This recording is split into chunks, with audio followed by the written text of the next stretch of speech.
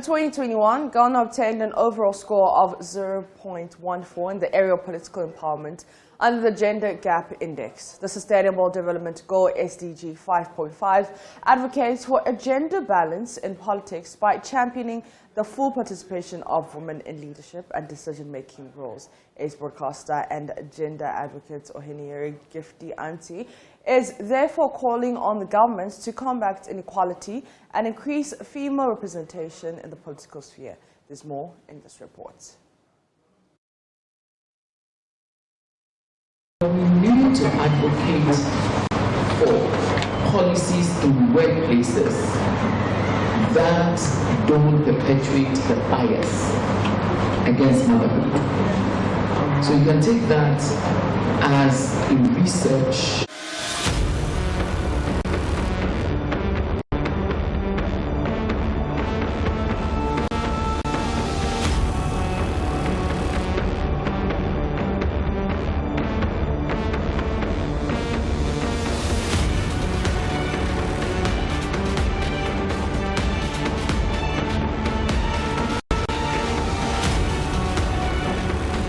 Gold Ashanti organized a one-day Women in Leadership workshop to celebrate women in the Obuasi municipality. The workshop is to empower and enhance the qualities of female leaders in communities towards a world free of bias, stereotypes, and discrimination. Speaking on the sidelines of the workshop, Ace broadcaster and gender advocate Ohenere Gifty Auntie reiterated the need to secure a space for women in the political sphere. Women are not being given enough opportunities because the politicians stand the chance of pushing women, opening the doors for women. We've said this over and over again. They have the safe havens. When you come to the NDC, Volta region, how come in the history of politics in Ghana, the Southern Volta, my own sister, Honorable Ablanji Fagomashi, is the first woman to win a seat in that part. 9 constituencies, she's the only woman. We all know it's safe haven for them. When you come to Ashanti, we know it's safe haven for the NPP. Why are they not giving quotas to the women? And they have the capable women. The program was on the theme Gender Equality Today for a Sustainable Tomorrow. That the government appointees onto the council, they must give women some quotas, and the National House of Chiefs and the various regions, when they are campaigning, they should push their women there. Meanwhile, Cynthia Baswa, an auto mechanic at UMA Anglo Gold Ashanti, shared her ordeal as a single mother. I am taking every responsibility for the children, and what happened is I was in the work whilst I met him, and he told me to stop the work because I am a lady. Because I know what I'm doing, I decided to break up with him. The program was organized by Anglo Gold Ashanti in collaboration with the Obuasi Municipal and Obuasi East District Assembly. Anita Sewaju gets reports for JoyNews. Let's go to the Upper West region now, where the minister there, Dr. Hafiz bin Saleh, has expressed worry over the increasing cases of maternal and prenatal deaths in the region. The region recorded 22 maternal deaths in 2020 and increased it to 28 in 2021. He blamed the increase in the slow response to the health service. JoyNews' Upper West correspondent Rafiq Salam reports from Wa. The annual Health Performance Review Conference held by the Upper West Regional Health Directorate is to examine last year's performance and challenges faced by the health sector in the region. Major stakeholders in the health sector, heads of decentralized institutions, civil society organizations, development partners including traditional rulers were brought together to deliberate on issues on the performance indicators. The Bono region peer-reviewed the Upper West region this year. It was held on the theme Improving Maternal and Perinatal Health through Effective Maternal and Perinatal Death Audit Review in the Upper West region. The Upper West Regional Director of Health Services reveals that under the year of review, the region recorded 28 maternal deaths compared with 22 in the previous year. Referral system reduction in perinatal and neonatal deaths. However, the same cannot be said for the maternal death situation in the region. In the year under review, the region recorded 28 maternal deaths compared to 22 in the previous year. Moreover, the decline in neonatal deaths is not commensurate with the level of investment in maternal and neonatal health in the region. As part of the strategies to reverse this worrying trend, the region has prioritized to focus its fight against maternal and perinatal deaths by focusing on the quality of death audits reviews. However, Dr. Damien Punguyire highlighted some key achievements under the year in review. With support from Ghana Health Service, the regional hospital was successfully boarded on efficiency in data management, improved logistics and financial management systems, and eliminated the cost of printing folders and other data management tools. The expectation is to get all the hospitals and polyclinics onto the platform this year to strengthen the referral systems and improve continuity of care in the region. The Upper West Regional Minister, Dr. Hafiz Bin Sali, attributed maternal and prenatal deaths as a result of the behavior of both health providers and health seekers. Maternal and perinatal deaths are a result of the behavior of both health providers and health seekers. This brings us to a critical discussion of the people in responding to their duties, leading to irreparable damages. The Upper West Regional Health Directorate also used the opportunity to inaugurate the Regional Health Committee of the region. A member of the Ghana Health Service Council, Isaac Kwesi Hammond, inaugurated the committee. Awards were given to best performing municipals and districts. The overall holistic assessment ranked the Sisala East and Jurapa municipalities first and second positions respectively, whilst the Nadoli Kalio district placed last on the bottom of the log. Rafik Salam's report from Wa. Now, following the steady rise in fuel prices, many people, including yourself, have considered other modes of transportation. Electric vehicles have emerged as a viable option, but their high costs may be a disincentive. However, a technology company called Solar Taxi is working. Nanel Jima has been looking into the prospects of the project and filed this report. Crude oil prices as at March 9, 2022 stood at $124 from $86 at the beginning of February, representing a 44% rise. Presently, at local pumps, a litre of petrol ranges between 7.70 and 8.29 cedis, depending on the fuel station. The commodity has seen a 21% rise, pushing up transportation fares and prices of commodities on the market. Why is that delivery service? I got 5 years. In your price? For over 5 years, Kwesi Osei has operated in the food delivery business, working with many restaurants in Kumasi. Until recently, he could make his delivery for the day with 30 cedis worth of fuel in his motorbike. But the amount spent on fuel has shot up by an additional 6 to 10 cedis. They say the first and then 30 cedis and I deliver from 6 to 1 gallon. I just said, doing was I thought 10 cedis count and so now they Motorbikes are becoming a common mode of transportation and delivery of goods. Many resort to it as a cheaper transportation alternative. Solar Taxi has been converting these petrol-powered bikes into electric bikes.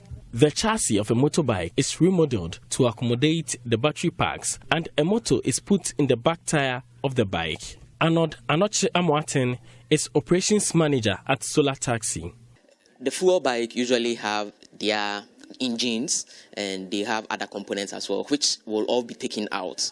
So basically we will strip the fuel bike off most of the important components that makes it a fuel bike, leaving only the chassis or the frame. So what happens is we then bring in the other component that will make that bike an electric bike. So we add the motor, we add the battery packs that we build locally. Then we add the controllers.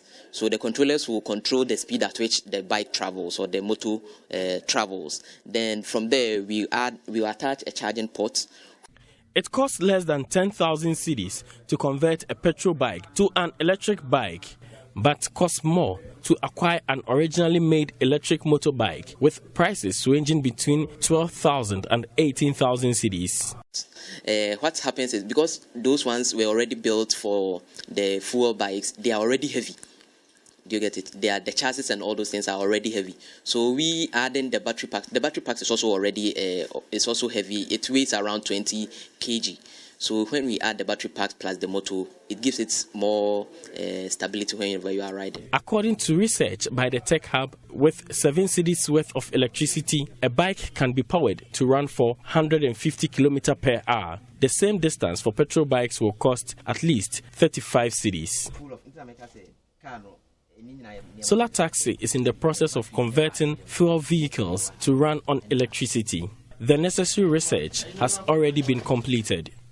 That's why I said in the middle of the year, but latest by, in fact, you give us up to the middle of the year, you should see something. You've done some work already? Yeah, we've done all the preliminary works, we've done all our calculations, we've done all our inquiries, we've done all our research. The only thing left now is to put things together. The success of this project will come as a relief to many, especially those seeking alternatives to the persistent rise in fuel prices. For JoyNews, Nanaya Ojima reporting. Management says the 1,000-bed capacity building is to help address the accommodation deficits at the university. He's worried the majority of the student populace, especially first years, have to reside further away from campus, which could be a threat to their security on campus. Abdul Latif Awal has more in this report. Accommodation deficit remains a major challenge in most public universities as students struggle to access residential facilities outside campus. Finding hostel facilities closer to campus is a major headache encountered by the growing student population at the KNUST. Hallmaster of Independence Hall, KNUST, Professor Sam Norty, expressed worry over the present bed deficit and assured the hall management is working to construct a new annex building. We are trying to increase our bed spaces for residents that will come in, and at the end of this month, or maybe first or second week in April, we are going to do a short cutting for Annex B. That's going to provide about close to 1,000 bed spaces for our students. I want to tell you that since 1959, when this hall was built, we give bed spaces every year, 1,176 bed spaces, and we are looking at increasing it to over 2,000 in some 2 years to come. In commemoration of Ghana's 65th Independence Day, the hall held a parade to extol the fallen soldiers and forebearers who fought for Ghana's freedom. Independence Hall, officially commissioned in February 1959 as the first hall of residence at the KNUST, it was constructed to commemorate the attainment of Ghana's independence on 6th March 1957. Justice Nkrumah Pepra is the current president of the hall. You know, when we talk about independence, we know that it's about Ghana's independence. There is a correlation. So every year we try to remember our fallen soldiers and then our great grandfathers who fought for our independence. So this is our way of also celebrating the Independence Day. So we have the Cadets Parade, and then right from there we go to the. I think if Kwame Nkrumah and the other 5 they didn't come together, we wouldn't be here. So it's up to us to also fight for our nation, to do something to remember them. Yeah. The event also involved a cleanup exercise and a quiz contest by residents of the hall. Here are the winners of the quiz contest. Winning for us was one of our ultimate goals, but again, learning the history and then trying to acknowledge Ghana's historical past was one thing that we actually looked forward to, and I think we've been able to accomplish that by showing the world that indeed we've been good learners. Yeah, it's the maiden edition, and we didn't expect it to be such huge like this, but I think they organized it well, it went well, and we give them a thank for what they have done. Abdul Latif Awal's reports read to you. In our Ghana One series this week, we shine a light on indigenous Ghanaian dances that you may not know about. Today, we tell you about the bacha, the genre and dance of the Ga Adangbe people of the Greater Accra region. The dance, which mimics the uneven walk of a mythical dwarf sighted by a hunter, according to oral tradition, is largely performed at beauty rites events. My colleague Justice Bedu has more. Pacha is a dance among the Dangbes, right? Nugo, Pram, that is Bubula, Ada, yes, and then the Kulu subcultures. We perform Pacha. And history has it that once upon a time, a hunter, when about his hunting expeditions, he chanced upon mysterious beings, who we call dwarf or Adope, and they were performing. These dwarfs or mystic beings, they are not even in their walking. And so their walking is uneven, and so it looks like wobbly, pacha.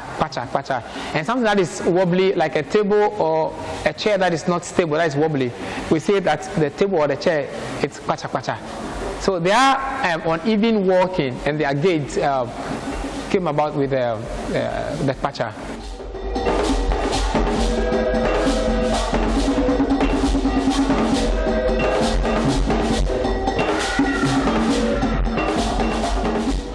The dance is performed, okay, they also go down and then hop. So those were the antics that this hunter saw. So it was what he saw that he reported, and then he demonstrated what he saw.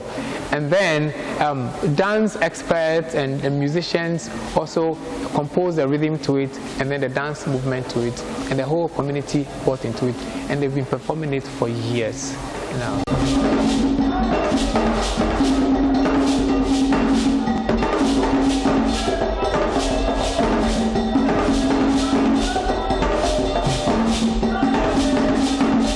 So the song they are singing is Mabotako Matele, right? I would look for a cloth, tie it almost like a headgear, and then I'll carry it. No, what am I carrying? I'm carrying my burden. I'm carrying my aspirations. I'm carrying my challenges. Mabotako Matele, we didn't change that one. The Matele, don't talk about, don't be on my case. Don't talk about my challenges. Don't talk about me. It's my menine. If for me in your left for me, you are not blown on super webele for me. So a young lady going to Dodoa, okay, to visit her friend Bele. Okay, so he gets to Ajina Junction, and then there is this gentleman who is waving at her. If for me you left for me you Ajina blown on super webele for me. You understand? So it's talking about love. I'm going to visit my male friend, and then I get to Ajina Junction, and then there he is. He's waving at me. I also wave back. You understand? So we have all these social issues that are spoken about all in one. And you see that dance is performed by the youth. So these are pieces of advice that are thrown into the performance for the youth to learn and then be better adults in future.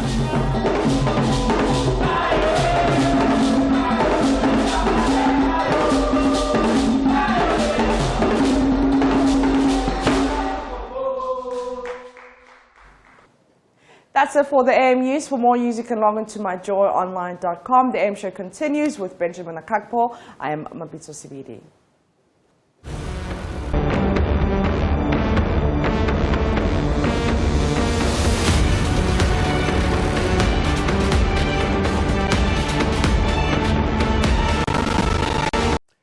Let's get into the papers. Welcome aboard the News Review. We'll be joined by policy analyst Selom Brantia. He, of course, is with Imani Africa. But for those of you who are joining us, thank you so much for making the time.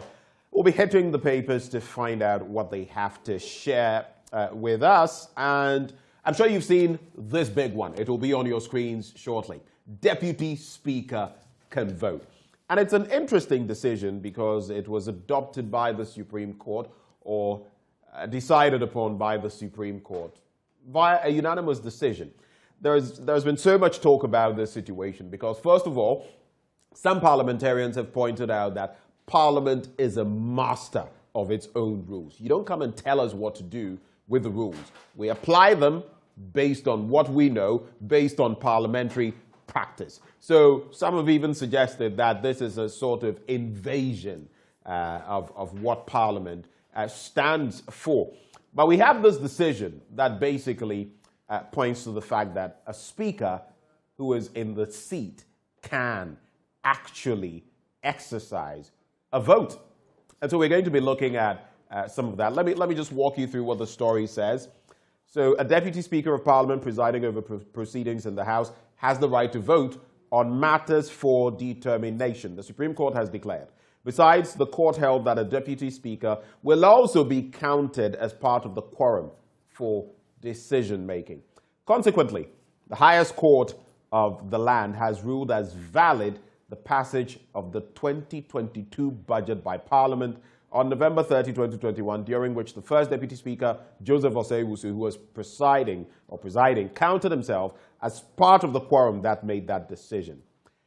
Quote, that the decision taken on the 30th day of November 2021 by Parliament to approve the budget was valid as 138 members, including the person presiding, were present in Parliament when the decision was made. And that was the ruling of the court.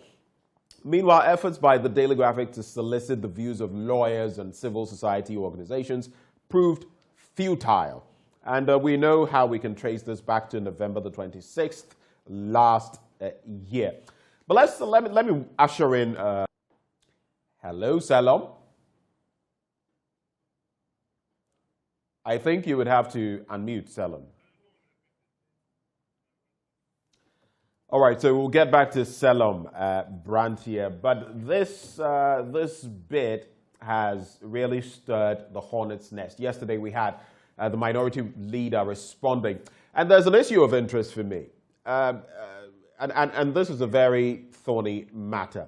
The bit about justices or judges and whether they are leaning in a certain direction, and I say this with every caution, not my suggestion. But the bit about some allegations that have been thrown out there. You remember infamously or famously what Francis Xavier Sosu, Member of Parliament for Medina, put out there about political judges. Well, there's the twist now that, per what the minority leader, Haruna Idrisu, said, that the justices of the court are merely doing the bidding of the executive. Well, let me get the take of Salom Brantier. Mr. Brantier. All right, so we'll get him on the line shortly so he can walk us through. But these are some issues to digest as we look at this all-important matter this morning. All right, so there's also ruling as travesty. That's according to the minority on that same issue. It's on page 13. And the minority in Parliament has described as disappointing the Supreme Court's ruling that a Deputy Speaker presiding over proceedings in Parliament can exercise his right to vote on matters and also be counted as part of the quorum for decision-making. It is said the ruling by the Supreme Court was a travesty of parliamentary justice and a stab in the growth and development of multi-party constitutional democracy that had been built on the spirit and principle of checks and balances. Don't you worry, when we get into the main matters with the members of Parliament for South Dai and Botiano English Yamanfro, we'll find out what exactly. They are on different sides of Parliament. We'll find out what their takes are on this all-important matter. Do we have Salom Brantier now? All right. There's Professor Okwe on no more coups. That's on page 27 of the paper. That's the second part of it. Court declares U-type strike illegal. I'll bring you some details of that. And then Ghanaian medical students in Ukraine transferred to Grenada. But let me bring you that story on page 20, right before I get into it. Mr. Brantier, a very good morning to you, sir. Hello, Salom. It appears this morning the connection is not the best as far as interacting with Salom Brantier is concerned. Salom, can you hear me now?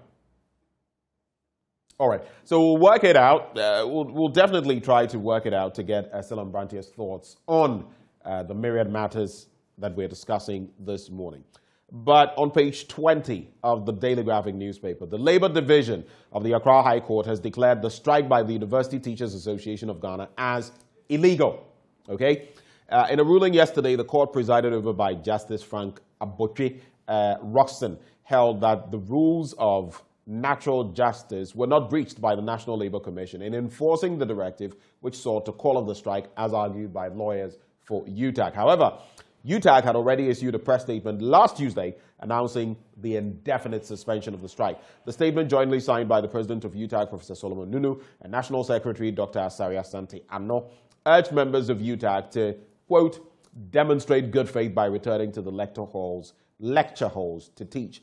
Now, UTAG embarked on the strike on January 10 this year, and among other things, called on the employer to restore its 2013 interim market premium, among others. Now, the court in its ruling held that all parties, both the NLC and UTAG, were given a fair hearing as all parties agreed and held meetings bordering on resolving the issues in the presence of their lawyers. One thing is certain, in the midst of all these chaotic incidents, that the storm brewing over tertiary institutions has not blown over yet, and that the employer must do the right thing moving forward to ensure that UTAG does not venture into yet another strike.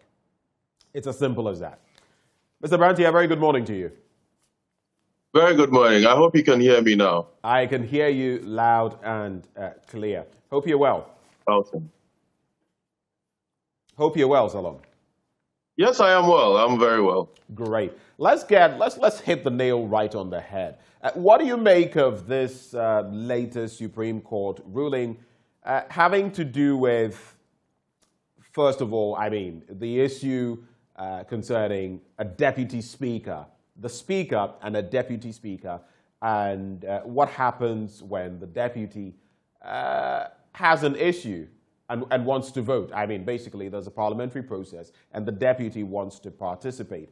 And in a unanimous decision, they have said that the deputy speaker can vote, on the back of which they are also saying that the budget has been approved from what we saw the last time when this entire enterprise was tabled for the approval of the budget. What do you make of it? Parliament, especially the minority, has pushed hard against this, saying, no, this is not the way to go. Even going to the extent of accusing the judiciary, once more, of bias, the judges. What do you make of it? First of all, I'm not a lawyer, so my views on pure legality would not be the most valid at this moment. So let me issue that disclaimer first. But beyond that, even on the basic principles of government that I learned from basic secondary school and basic university courses, it seems like we have now put the judiciary's opinion above that of the legislature when they are all supposed to be peers. This is a matter that was sent for arbitration, and it should have been a clear interpretation of the rule of the law based on the particular article. I've forgotten the number. The particular article that governs the conduct of parliament or conduct of parliamentary procedure. I think that by doing this, the judiciary has opened a can of worms. Of course, the current situation that we have was not anticipated. And so that would have probably also been a precursor to what's happening now. However, I think that this particular ruling is problematic in the sense that it is derailing, in a way, the will of, or the procedure, or the way in which things are supposed to have been run in the parliament. And I do not think that it is, then this is more on a personal note, because a lot of the legal commentary is yet to come out based on the justification of the ruling yesterday. I don't think that it was the best direction in which this thing should have been taken, because now it's almost, by this ruling, subjects Parliament's own procedures that have been laid down in law to any kind of interpretation that whichever court dispensation decides to put it to, and also sets aside certain rules that have been established as the way Parliament should work. So I side with most of the critics who are saying that the judiciary is trying to tell Parliament how to run its affairs. And in a government which is supposed to have equality between the executive, the legislature, and the judiciary, I think this is the wrong direction to take. You think it's the wrong direction to take, but I mean, we have, yes, Parliament may have its own way of doing things. It may be a master of its own rules. But at the same time, we have an overarching, a supreme law that governs our country, a.k.a. the 1992 Constitution of Ghana. The Supreme Court can interpret what the Constitution says, and at any given time, though it can go back on its own decision or, remedy it, it is saying at this time that this is supposed to be the proper, understanding of the entire framework. And that is what we've delineated for you. How do you feel about that? Because in the end, if any matters, I mean, as high as the election petition, we go to the Supreme Court. Yes, we do. So like I said, we are yet to see the views that were proffered by the learned judges on the scenario or the situation as it is. And it will be very interesting to read what drove their views or their opinions. The ratio decidendi, the reasoning behind their decision. Yes. So that is very, very important for us to be able to determine. So as much as we probably have different feelings, maybe when the reasons for determination come out, maybe to put better light onto this, because then it means that even down to subcommittee and committee hearings, this has a ramification on how Parliament should conduct its activities. Right. There is a question, a very interesting one that I heard posed yesterday, I believe by the minority leader or one of those in the minority, that consider, for example, the speaker is not available.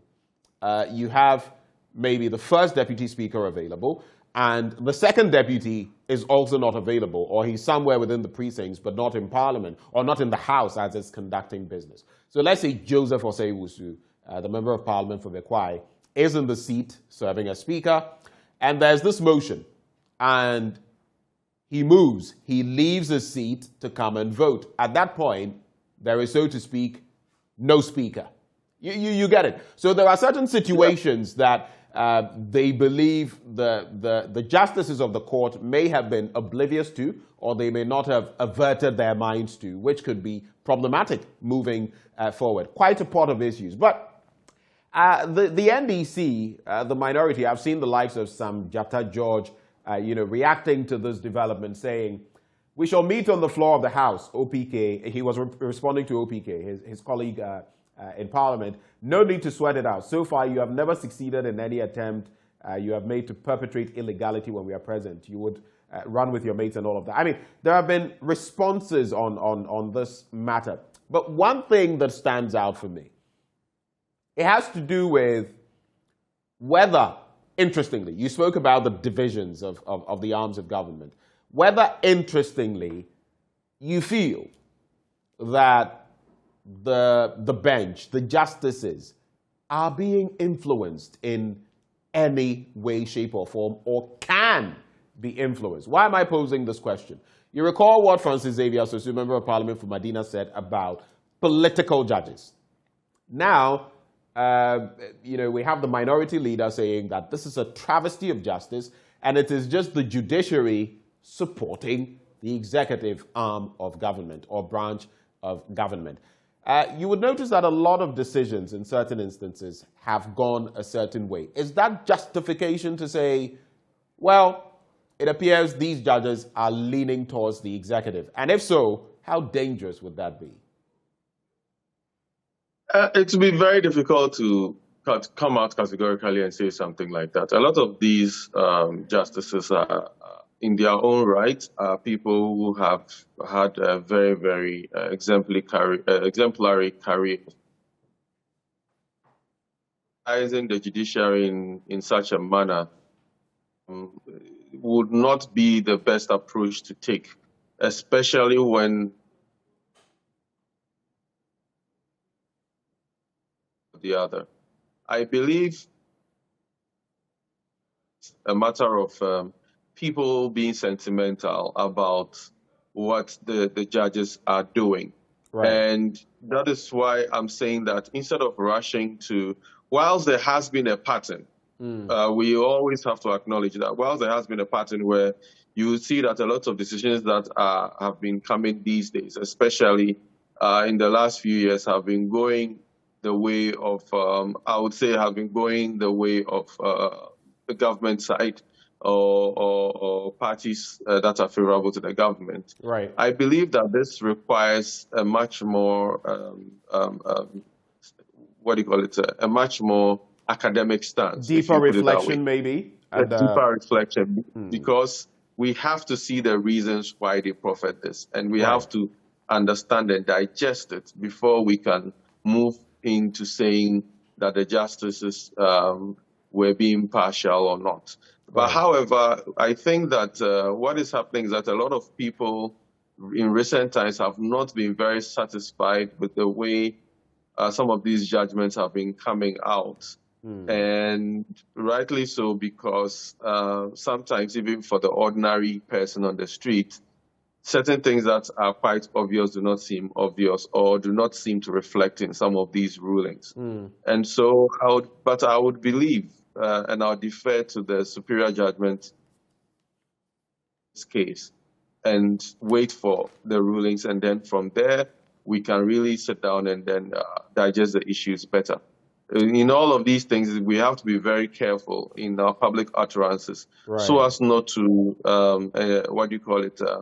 so as not to cause disaffection or mistrust of our justice system, which is very critical to our stability as a nation.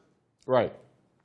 Let's take a quick look at the Ghanaian Times newspaper now. Deputy Speaker has right to vote, reiterating that story. All hands on deck to break biases against women. Times, ladies, and then UTAG suspends strike indefinitely. When I go on the international front, of course, I have to talk about Ukraine. Evacuees bust out after more Russian shelling. And here, my heart breaks because it has been said on a lot of international platforms that even people trying to get evacuated are being attacked.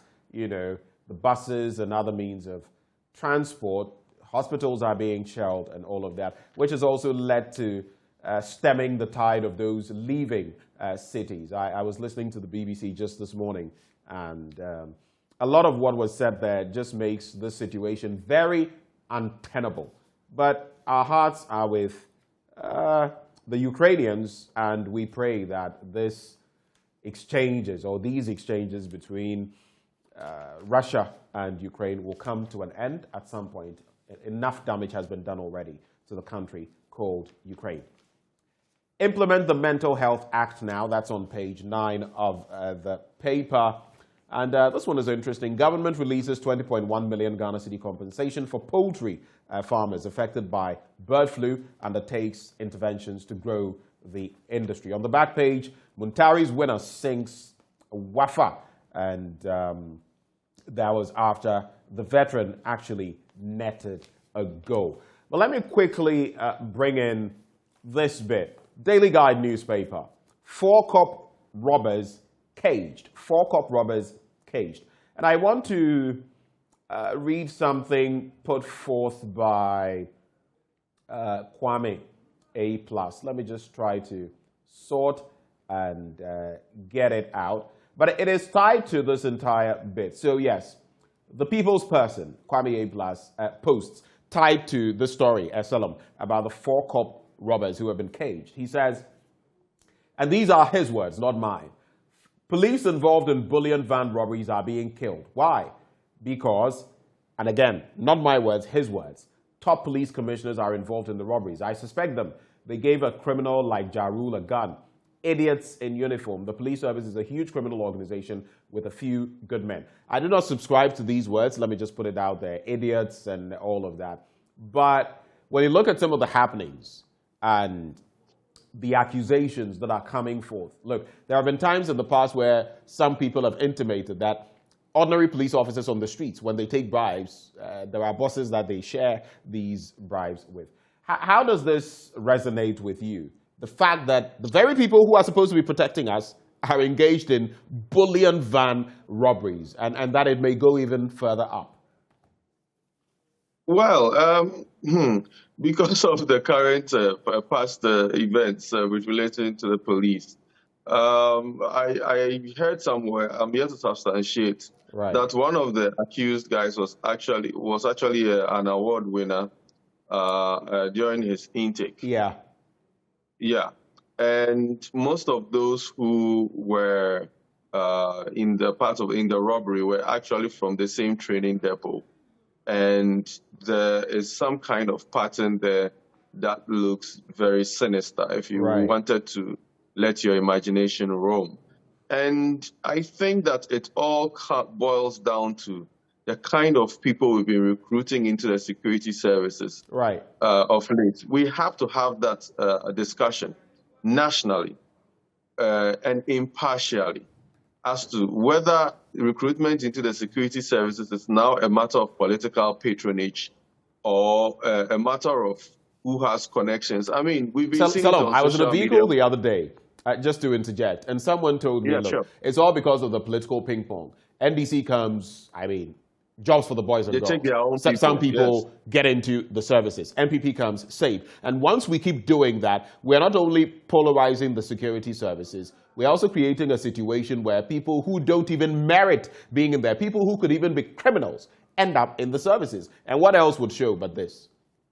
Yeah, but I mean, it's not about whether people could even be criminals. Some of them are known criminals. There are certain reduce the value of most of our national institutions, especially where mass recruitment is concerned, to places where we reward people that we think were loyal to one party or the other. And as far as this happens, the loyalty of such people is never to the actual oaths of service that they run, but actually to certain people. Now, what shows that some of these people, some of these politically connected people, are not people who are also superior in the police force, for instance, or the police service, for instance. It just it's very easy to conclude then that if politicians can influence the system, then senior policemen can also influence the system, and therefore can also bring their own people in, and let them override certain important security background checks, etc. Like I said, this is a matter that is not something that you can just diagnose and mark off today. It's been a systemic issue that has come over years and years. And therefore, you are at a point where if you look at the data over the past, let's say 5-6 years, for example, you would see that there have always been cases of police people being part of robberies, sometimes even using police vehicles for robberies. Or police ammunition. Sometimes they give out their arms. They actually rent it out.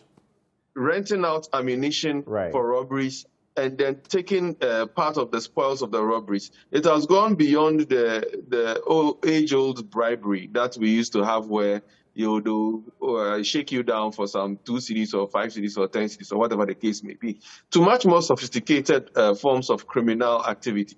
And the fact that this is almost becoming a normal, and when I say normal, I'm using it in quotes, a normal scenario these days, is a very worrying trend, because there are situations where if you read on social media, the police sometimes have been siding with criminals when criminal complaints are brought. You hear cases where CIDs and inspectors collect bribes from the criminals and then do not pursue a case to its logical conclusion. One of its worst forms, Salom, you're a whistleblower, you point to a criminal who may be in your community or whatever. Next thing you know, the criminal is let out and the criminal is targeting you because they found out that you pointed to them. So all these issues. Exactly. Very quickly, how do you feel we can resolve this? How do we clean up our security services? Very quickly, maybe in some 20 seconds.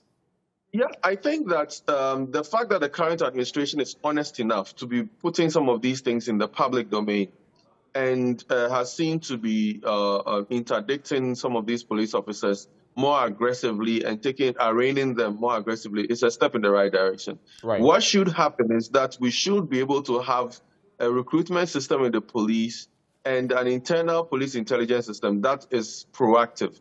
And the recruitment system should be such that it should be devoid completely of political interference. This political interference is nothing but a disservice to the nation. And it's a threat to even the security of the same people who have been perpetrating this act. Because the same people, the same criminals that you are putting into the police service are the same ones who come and rob you one day or rob your family one day because they do not know that your family is X or Y, and then they will connive in robbing them and probably even causing loss of lives. So we should be very careful about these things and stop reducing them to party patronage reward schemes, because that is what the security service is becoming now. Business Finder, Freedom Coin, not licensed to operate in Ghana if you're thinking of Bitcoin. The Daily Dispatch newspaper puts sickle cell drug on NHIS special list. And that's a specialist actually saying that. Put sickle cell drug on NHIS. This is a call. I remember, this confab at the Kempinski Hotel years back, and all of this was tabled and a lot of fine talk, but we still haven't done what we can, and a lot of people with sickle cell are more susceptible to this. But to wrap the conversation, Selim, the World Bank's representative, Pierre Laporte, says Ghana's public debt might have exceeded 80% of GDP. You know what has been happening with the CD, worst performing currency in Africa currently. And I always said that when we tout it when it's the best, we should also not run away from it when it's the worst. And we have all the challenges we are facing. The likes of Guta and the rest say they've lost about 16% of value of what they could have purchased with, let's say, a specific sum of money. Your quick reaction to that? Yeah. And maybe, Selim, and maybe when you're done with that, just add your brief take on the Buem election. Saul now going to, just put those two together very quickly. I don't want us to disaggregate them very quickly. No problem. So the handlers of the economy probably are in hot soup right now because even yesterday I posted on Facebook about the finance minister's speech in 2013 or so on the 56th anniversary of the one shared by Gabi Asari Ochodako, right? Yes, and I believe that they have not been able to handle it as well as they would have wished. And the situation currently is such that we need a Hail Mary to rescue the city, because in light of the current instability right now and the fact that we do not even have very clear ideas of where our revenue targets are going to be hit, we should just have to brace for some more taxation to be able to shore up the city. Or unless we pray that we find some kind of mineral and mine it within this year to ensure that we get the kind of money we need to shore the city up. On the Saul situation? I think that also the pressure comes from the traders also, because apart from just the dollar, you also have the safer trade that goes on between our neighboring countries, where the cedi is actually under pressure. And I think these are some of the things that we probably need to begin to look at. Why the cedi is not preferred trading currency around the region, but rather the safer. So it means that our cedi is always being exchanged, or being the one that has to be exchanged to a different currency for transactions to take place. I think all of these need to begin to be looked at, and if we probably open up the borders, it might make things easier. I do not know. But then right now as it is, yes, we have that problem and we need to find a way to solve it. So segueing into the Buem issue, 30 seconds, Selim, on that one. 30 seconds. Yes, the AG's proposal is preposterous. You have disenfranchised a certain constituency, and now you are asking for by-elections in a very funny way to fix that. I don't know whether it is compensation for the Supreme Court ruling, but in whichever way you look at it, this has been a serious breach of justice that in any a country that wants to show itself as a bastion of democracy. Such a thing should never have been allowed to happen anyway. And it's a grand condemnation on the will of the ruling party to ensure that people are duly represented. Touch wood, if it had been any other region in this country and the government had been different, there would have been much more noise made about this, and there would have been far more, a vigorous reaction to situations like this. Right. So this is what I believe, and that's what I firmly stand by. Salom, I love the way you share your thoughts. No holds barred. It's been another good one. Thank you so much. Thank you so much. I do have a wonderful day. All right. Right before we go, I just want to do this very quickly. Lawrence Wache sends this one in on Facebook. You've been watching the live in Kwanta near Unity Oil Filling Station in Kumasi. Happy birthday to my son, Kwame Owusu Wache, a.k.a. Boucher Jr. at Brain Foundation International School, as he turns 4 years today. May God bless him. Well, happy birthday to our little 4-year-old. That's how we wrap up on the news review. Up next, we have sports. Stay.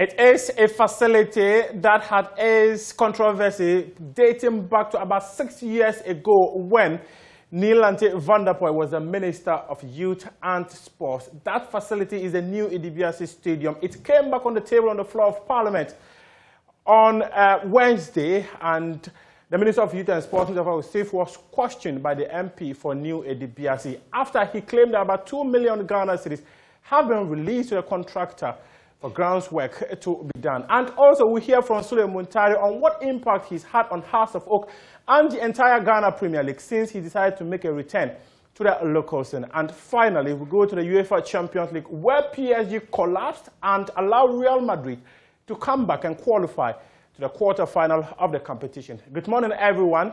I am Muftau Nabila Abdullahi. This is AM Sports. Let's start with local stories, where Hearts of Oak bounced back to winning ways in the Ghana Premier League on Wednesday when they hosted Wafa at the Accra Sports Stadium. Sule Muntari scored from the penalty kick to score his first goal for the Phobians as they walked away with all the maximum points. Filled 27 minutes of the game, and nice an opportunity for the West Africa Football Academy lads as they come forward. Nearly resulted in a goal. Sule Muntari gets in the pass. Shot is fired on target. Good save from Osei. He comes in again, narrows the angle, and Wafa clear to safety. Mali Mgede brings the half to an end. While the second half is underway, Accra Hearts of Oak are now playing from left to right. First pass by Salim. It's a threatening one. The free sets up the pass through the middle. Accra Hearts of Oak still battling with it, and eventually it's Kwadwo Obing Jr. who probably has set the tone for a sweet victory. Held on to the ball very well and delivered a powerful shot to beat Osei Kwadwo. But the pass from Salim Adam to locate a free Bania with that cutback, excellently done. But just look at Kwadwo Obing Jr. keeping his calmness and his composure here. Very intelligent and delivered a very wonderful shot. Lovely, lovely, classic, out of nothing. My oh my, a classic goal out of nothing. Richard Atta. Look at that goal, absolutely magnificent. Game continues in earnest. Here's Mo Alassan's pass. Oh, that's it's Sule for Accra Hearts of Oak. In he comes. 1, 2, 3. Oh! He didn't try to go for placing, just went straight. Goalkeeper nearly caught that. He didn't need to do a lot, but he had some power behind the ball, and Osei Kwadwo moving to his left. Can Sheikh get to the ball? Yes, Sheikh does. Creates the opportunity. Shot is fired on target. Floated in nicely, but headed away by Wafa. Referee believes that we've had it. 94 minutes of action here at the Accra Sports Stadium. And Accra Hearts of Oak have managed to pip West Africa Football Academy by 2-1. Now let's hear from Sule Ali Muntari, who is presently enjoying life in the Ghanaian Domestic League after playing for Giants Accra Hearts of Oak. The former Inter and AC Milan midfielder has expressed his excitement for donning the shirt of his favorite. And he also spoke about the current media reports that he's likely to make a return to the Black Stars and what is his position on that. It was quite an interesting answer, as he said, only time would tell. Now let's go to the floor of Parliament, where the Minister of Youth and Sports, Mustafa Sif, revealed that government will spend about 11 million Ghana cedis on the new Idibiase Stadium. And out of that, 2 million has been released for grounds work to the contractor. The claims by the minister infuriated the MP for New Idibiase, Abdul Salam, who questioned the work done, as he claims only the floor work has been done so far. The contractor for the project is Shakden Company Limited, and the present government will ensure that the construction and the recommence in December 2020 and at present, the floor works of this country, 11 million Ghana cedis. Mr. Speaker, 2 million Ghana cedis out of the amount has been released to the contractor for the project, with further release assurance from the Honourable Minister for Finance. The government has made budgetary provision, and in the 2022 budget, a provision was made to ensure that this project is completed for the use of the good people of New Idibiase. The contractor has therefore been directed to move to site. We have given the contractor up to the end of this month to go back to site to ensure that we get this project completed. If it's the current one, the minister says that about 2 million cedis had been released to the contractor and foundation work has been done. I don't know if site clearing constitutes a foundation of a project. They've only cleared the site, and if that costs 2 million cedis, that leaves a lot of questions to be asked. What was your question? My question is that, Mr. Speaker, have they done any foundation? Has the minister taken the pains to find out the percentage of work that has been done at the new site as we speak? Do you know what percentage of work has been completed? Yes, Honourable Minister. Thank you so much, Mr. Speaker. Mr. Speaker, my answer is very clear. I said the floor works of the foundation has been completed, and 2 million Ghana cedis has been issued to the contractor based on the certificates raised through the consultant for the project. And so, to answer your question, yes, the foundation works, and also the clearing of site and everything include the foundations to give room for the construction to take place. These are all part of the project.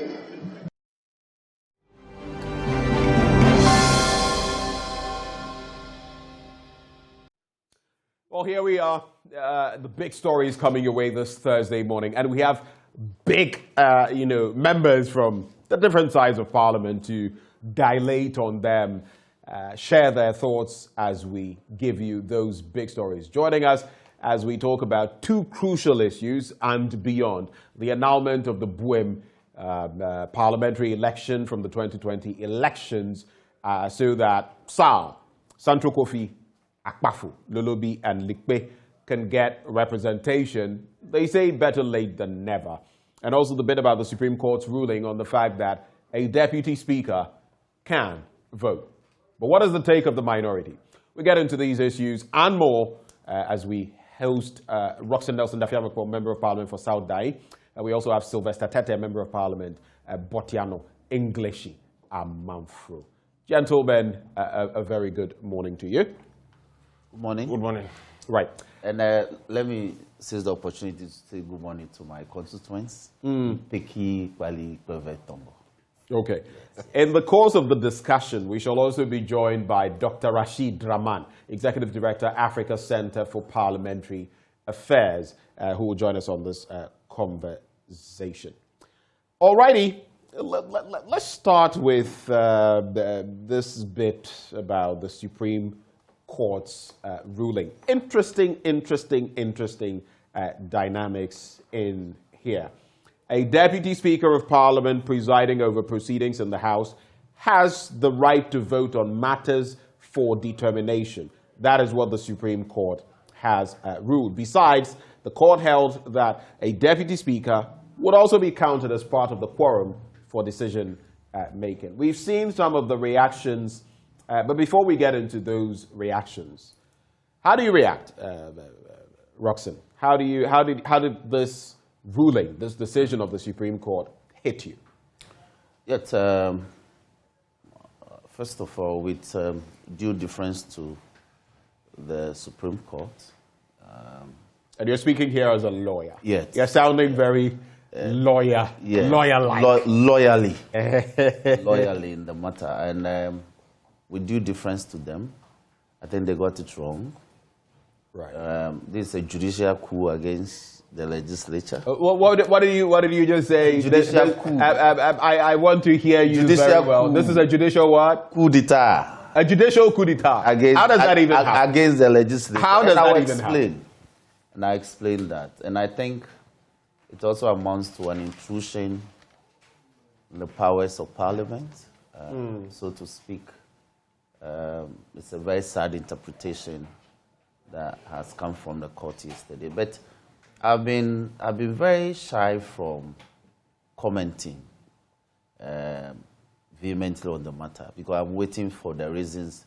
I'm told that the reasons will be given tomorrow. The ratio? Yes, will be given tomorrow. And so if we receive the full ruling, then we can deal with the grounds upon which the Supreme Court came to the interpretation that they came to. Yes. What is your quick take on this, Honorable? Well, thank you very much, and a very good morning to your good self and my brother, Roxanne, and to the good people of Botiano English German from BNA. And I think this is clear, and just as it's struggling to attack it, it's obvious. You mean Roxanne is? Yes, Roxanne is struggling to rock the boat. He can't rock the boat because in this case he knows 7-0. Does that make a difference? Whether it's 4-3 or 7? It makes a huge difference. You know why? If there's a dissenting view, then obviously the NDC or anybody who doesn't agree with them will have a reason the majority takes. It will not amount to anything though, but obviously you have a dissenting basis. You have some straw to hold on. Exactly. But you see, all the people, the worst of it is people criticizing it to the level as if they've even read the ratio. And I'm happy my senior colleague is saying that he's waiting for the reason behind the judgment. Right. And that is why I think we should all do. Student of law, student of parliamentary democracy, and all these, we should be interested in reading the ratio to come to a firm conclusion. But for people to quick to criticize it, and sadly, the minority leader, a respected minority leader, and a lawyer for that matter, he did not read it and to attempt to criticize it to the extent that is impugning a judicial coup over Parliament. I think that's quite unfortunate. And the worst of it all is a former flag bearer of the NDC. He's not a lawyer. I can pardon him. But I think that he is quite knowledgeable about the workings of parliamentary democracy, extremely experienced person, former president of the Republic, to attack the integrity of the judiciary to that extent. That's quite unfortunate. Let me ask you something. I was talking about the relevance of a 7-0 decision, not because I do not know that it's reflective of the fact that there is a unanimity in there. But we've seen it in the election petition, 7-0, this 0, and all of that. And some people have become inured to all of that. Some people are also pushing back against this because they feel, Sylvester, that it appears for practically everything, anything from whatever level that you take to the courts, they feel the decision is only going to be one. In fact, I'm sure you're heavy on social media. You'd see that people mock sometimes and say, oh, this one, it's a foregone conclusion because it's going to end a certain way. There's a certain trajectory.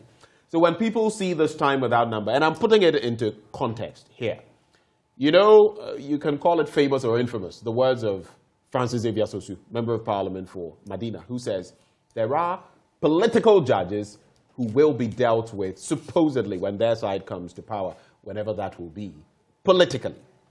Then we have this incident where some suggest that this is Parliament. You don't cross the line. You don't tell us what to do. We are masters of our own rules. Where does that cease? Where does the Supreme Court now come and tell us, oh, this is black, but for some reason, we feel it should be white? And those are the issues. Are they not relevant? You see, this book, this is the Constitution of the Republic of Ghana. And this is the rules or standing orders of Parliament. Right. This is subservient to this one. And the interpretation we are talking about is Article 104 of the Constitution. The Supreme Court, the original jurisdiction of the Supreme Court, is invoked to interpret the sections of the Constitution. Look, for me, Sasu, I'm happy, Susu, I'm happy the General Legal Council has called him before a disciplinary committee, of which he's a member. Right. I mean, I was so disappointed in his comments. You cannot expect much in terms of justice. A cockroach cannot expect much in a court of fowls. Look, he's just a sour loser. He's a lawyer. He's gone to court on many occasions. He's got judgment in his favor. Where were the political judges when he goes to court and win cases in the court? I mean, you cannot approbate and reprobate. Listen, whoever is presiding, the speaker, and I'm happy when that incident happened, and the deputy speaker ruled against a decision about a motion to investigate COVID-19 spending. The Speaker of Parliament was trying to explain that he is the Speaker. You see, when he suits them, they may want to interpret it. And he says, look, Joe Wise is not the Speaker. So his ruling should stand. But whether it suits them or not, is that not something you do?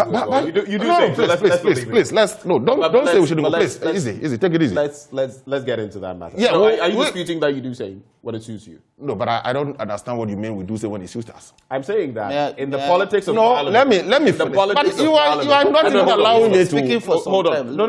He's making a point. You're rebutting what? He's making a point. You have ample opportunity to rebut. Look, Roxanne, I mean, so for me, I think that it's quite unfortunate.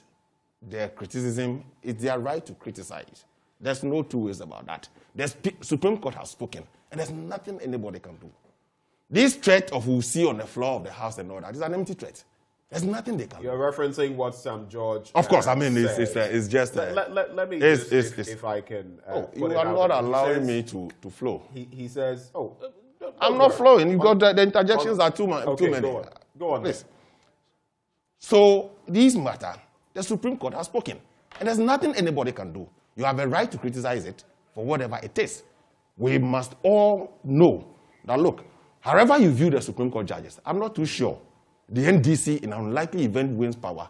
They will go chasing the Supreme Court. Look, that tells us the history of this country and how NDC and its antecedents have dealt with judges in this country. You remember the late chairman of the NDC, Kwabena Dufour, Kwabena J, Dr. Kwabena J, killed the cat statement and all that. But I know that it will amount to nothing. Whatever they had, the Supreme Court has made a profound statement in this judgment. Now look, the Deputy Speaker or any member presiding, you see, people should know that in the absence of the first and second Deputy Speaker, any senior member could be elected among members of Parliament to preside over a matter in the House. Right. In such a situation, are you saying that the person ceases to represent his people in a matter of quorum or in a matter for a decision making or in a decision making, taking a decision itself? Can I come in now? You can. There's a situation that the minority leader points out. The Speaker is not available. for whatever reason, whether he's in his office or he has something to do, but he's in the precincts of Parliament, or maybe he's not even within the precincts of Parliament. The second deputy is also caught up somewhere, maybe within the precincts with business. The first deputy is sitting on a matter.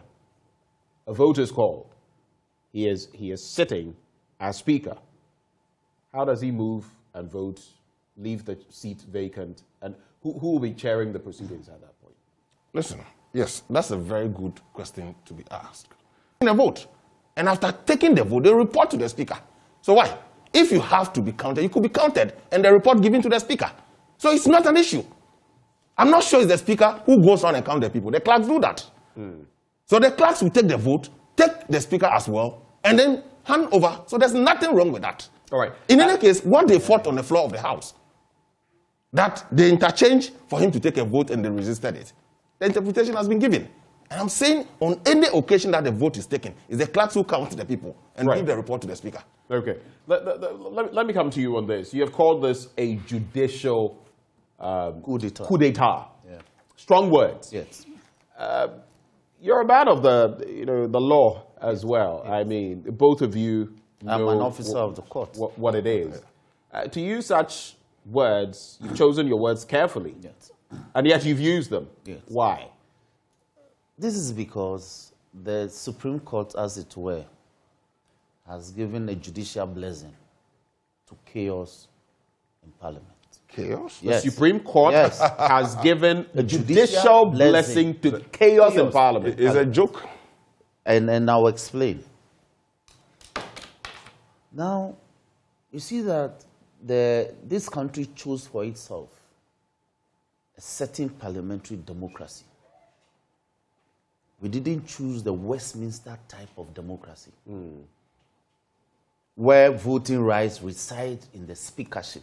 And one other thing that I think the Supreme Court got wrong is that they got the reasoning logically wrong. Because when we speak of the speakership, it is not about one person, it's an office. And there are occupants. There's a prefect, there are two deputies. So we have a speaker and two deputy speakers. And so by our own constitutional design and architecture, voting rights do not reside in the speakership. So when you are sent from the ordinary level of a member of parliament to become a speaker or a presiding over proceedings in parliament, you don't have voting rights. It's the same principle that we converted into our standing orders. And that is why, as part of our rules of debate under Order 90, the right to cast a vote or the right to speak to the matters on the floor. If as a speaker, because you see, Parliament is a deliberative forum. You must have your say. Sometimes we just deliberate without even voting on a matter. So if as a speaker you don't have voting rights or speaking rights in terms of the matters on the floor, how can the Supreme Court interpret that to mean a deprivative of the right to speak and to vote? So they got the thinking logically wrong. The justices of yes, the they Supreme got the thinking logically wrong. Right. They got it legally wrong, and they got it jurisprudentially wrong. The jurisprudence underpinning a parliamentary democracy is one that the speakership has no voting rights. So you cannot be ascribing voting rights to occupants of the office of the speakership when the Constitution says no. And let me the speaker shall preside in parliament at all times, at all sittings. And in his absence, a deputy speaker shall preside. A deputy speaker. Please. No, a deputy speaker shall preside. 102. It says a quorum of parliament, apart from the person presiding. This is not me speaking. This is the Constitution. A quorum of parliament, apart from the person presiding, shall be wanted of all the members of parliament. Yes, I'll get to 104. When the Constitution gives a procedure as to how things be done, which is very clear, this is unambiguous, the Supreme Court could not be telling us a different thing. You cannot be counted for purposes of voting if you are presiding. Right. And I'm not limiting the presiding membership to even occupants of the speakership. Because the Constitution says in the absence of the occupants of the speakership, a member from amongst the members present will be elected to preside. In that scenario, the Constitution says you can't be factored into counting for purposes of quorum. Let's go to 104. 104 says, except as otherwise provided in this Constitution, matters in Parliament shall be determined by the votes of the majority of members present and voting, with at least half of all the members of Parliament present. To a contract with the government shall declare its interest and shall not vote on any question relating to the contract. The Constitution gives a scenario where even a common member of Parliament could be denied the voting rights. The same Constitution prescribes circumstances under which the two deputy speakers could be deprived of their voting rights. So how does this amount to a final deprivation of voting rights or a perpetual deprivation of voting rights? Because there are circumstances that must be sprung to life. One is when you are in the chamber and the speaker is unavoidably absent. You must take over, and all the rights and privileges attached to the speakership will be attached to you. Right. Let me further say this.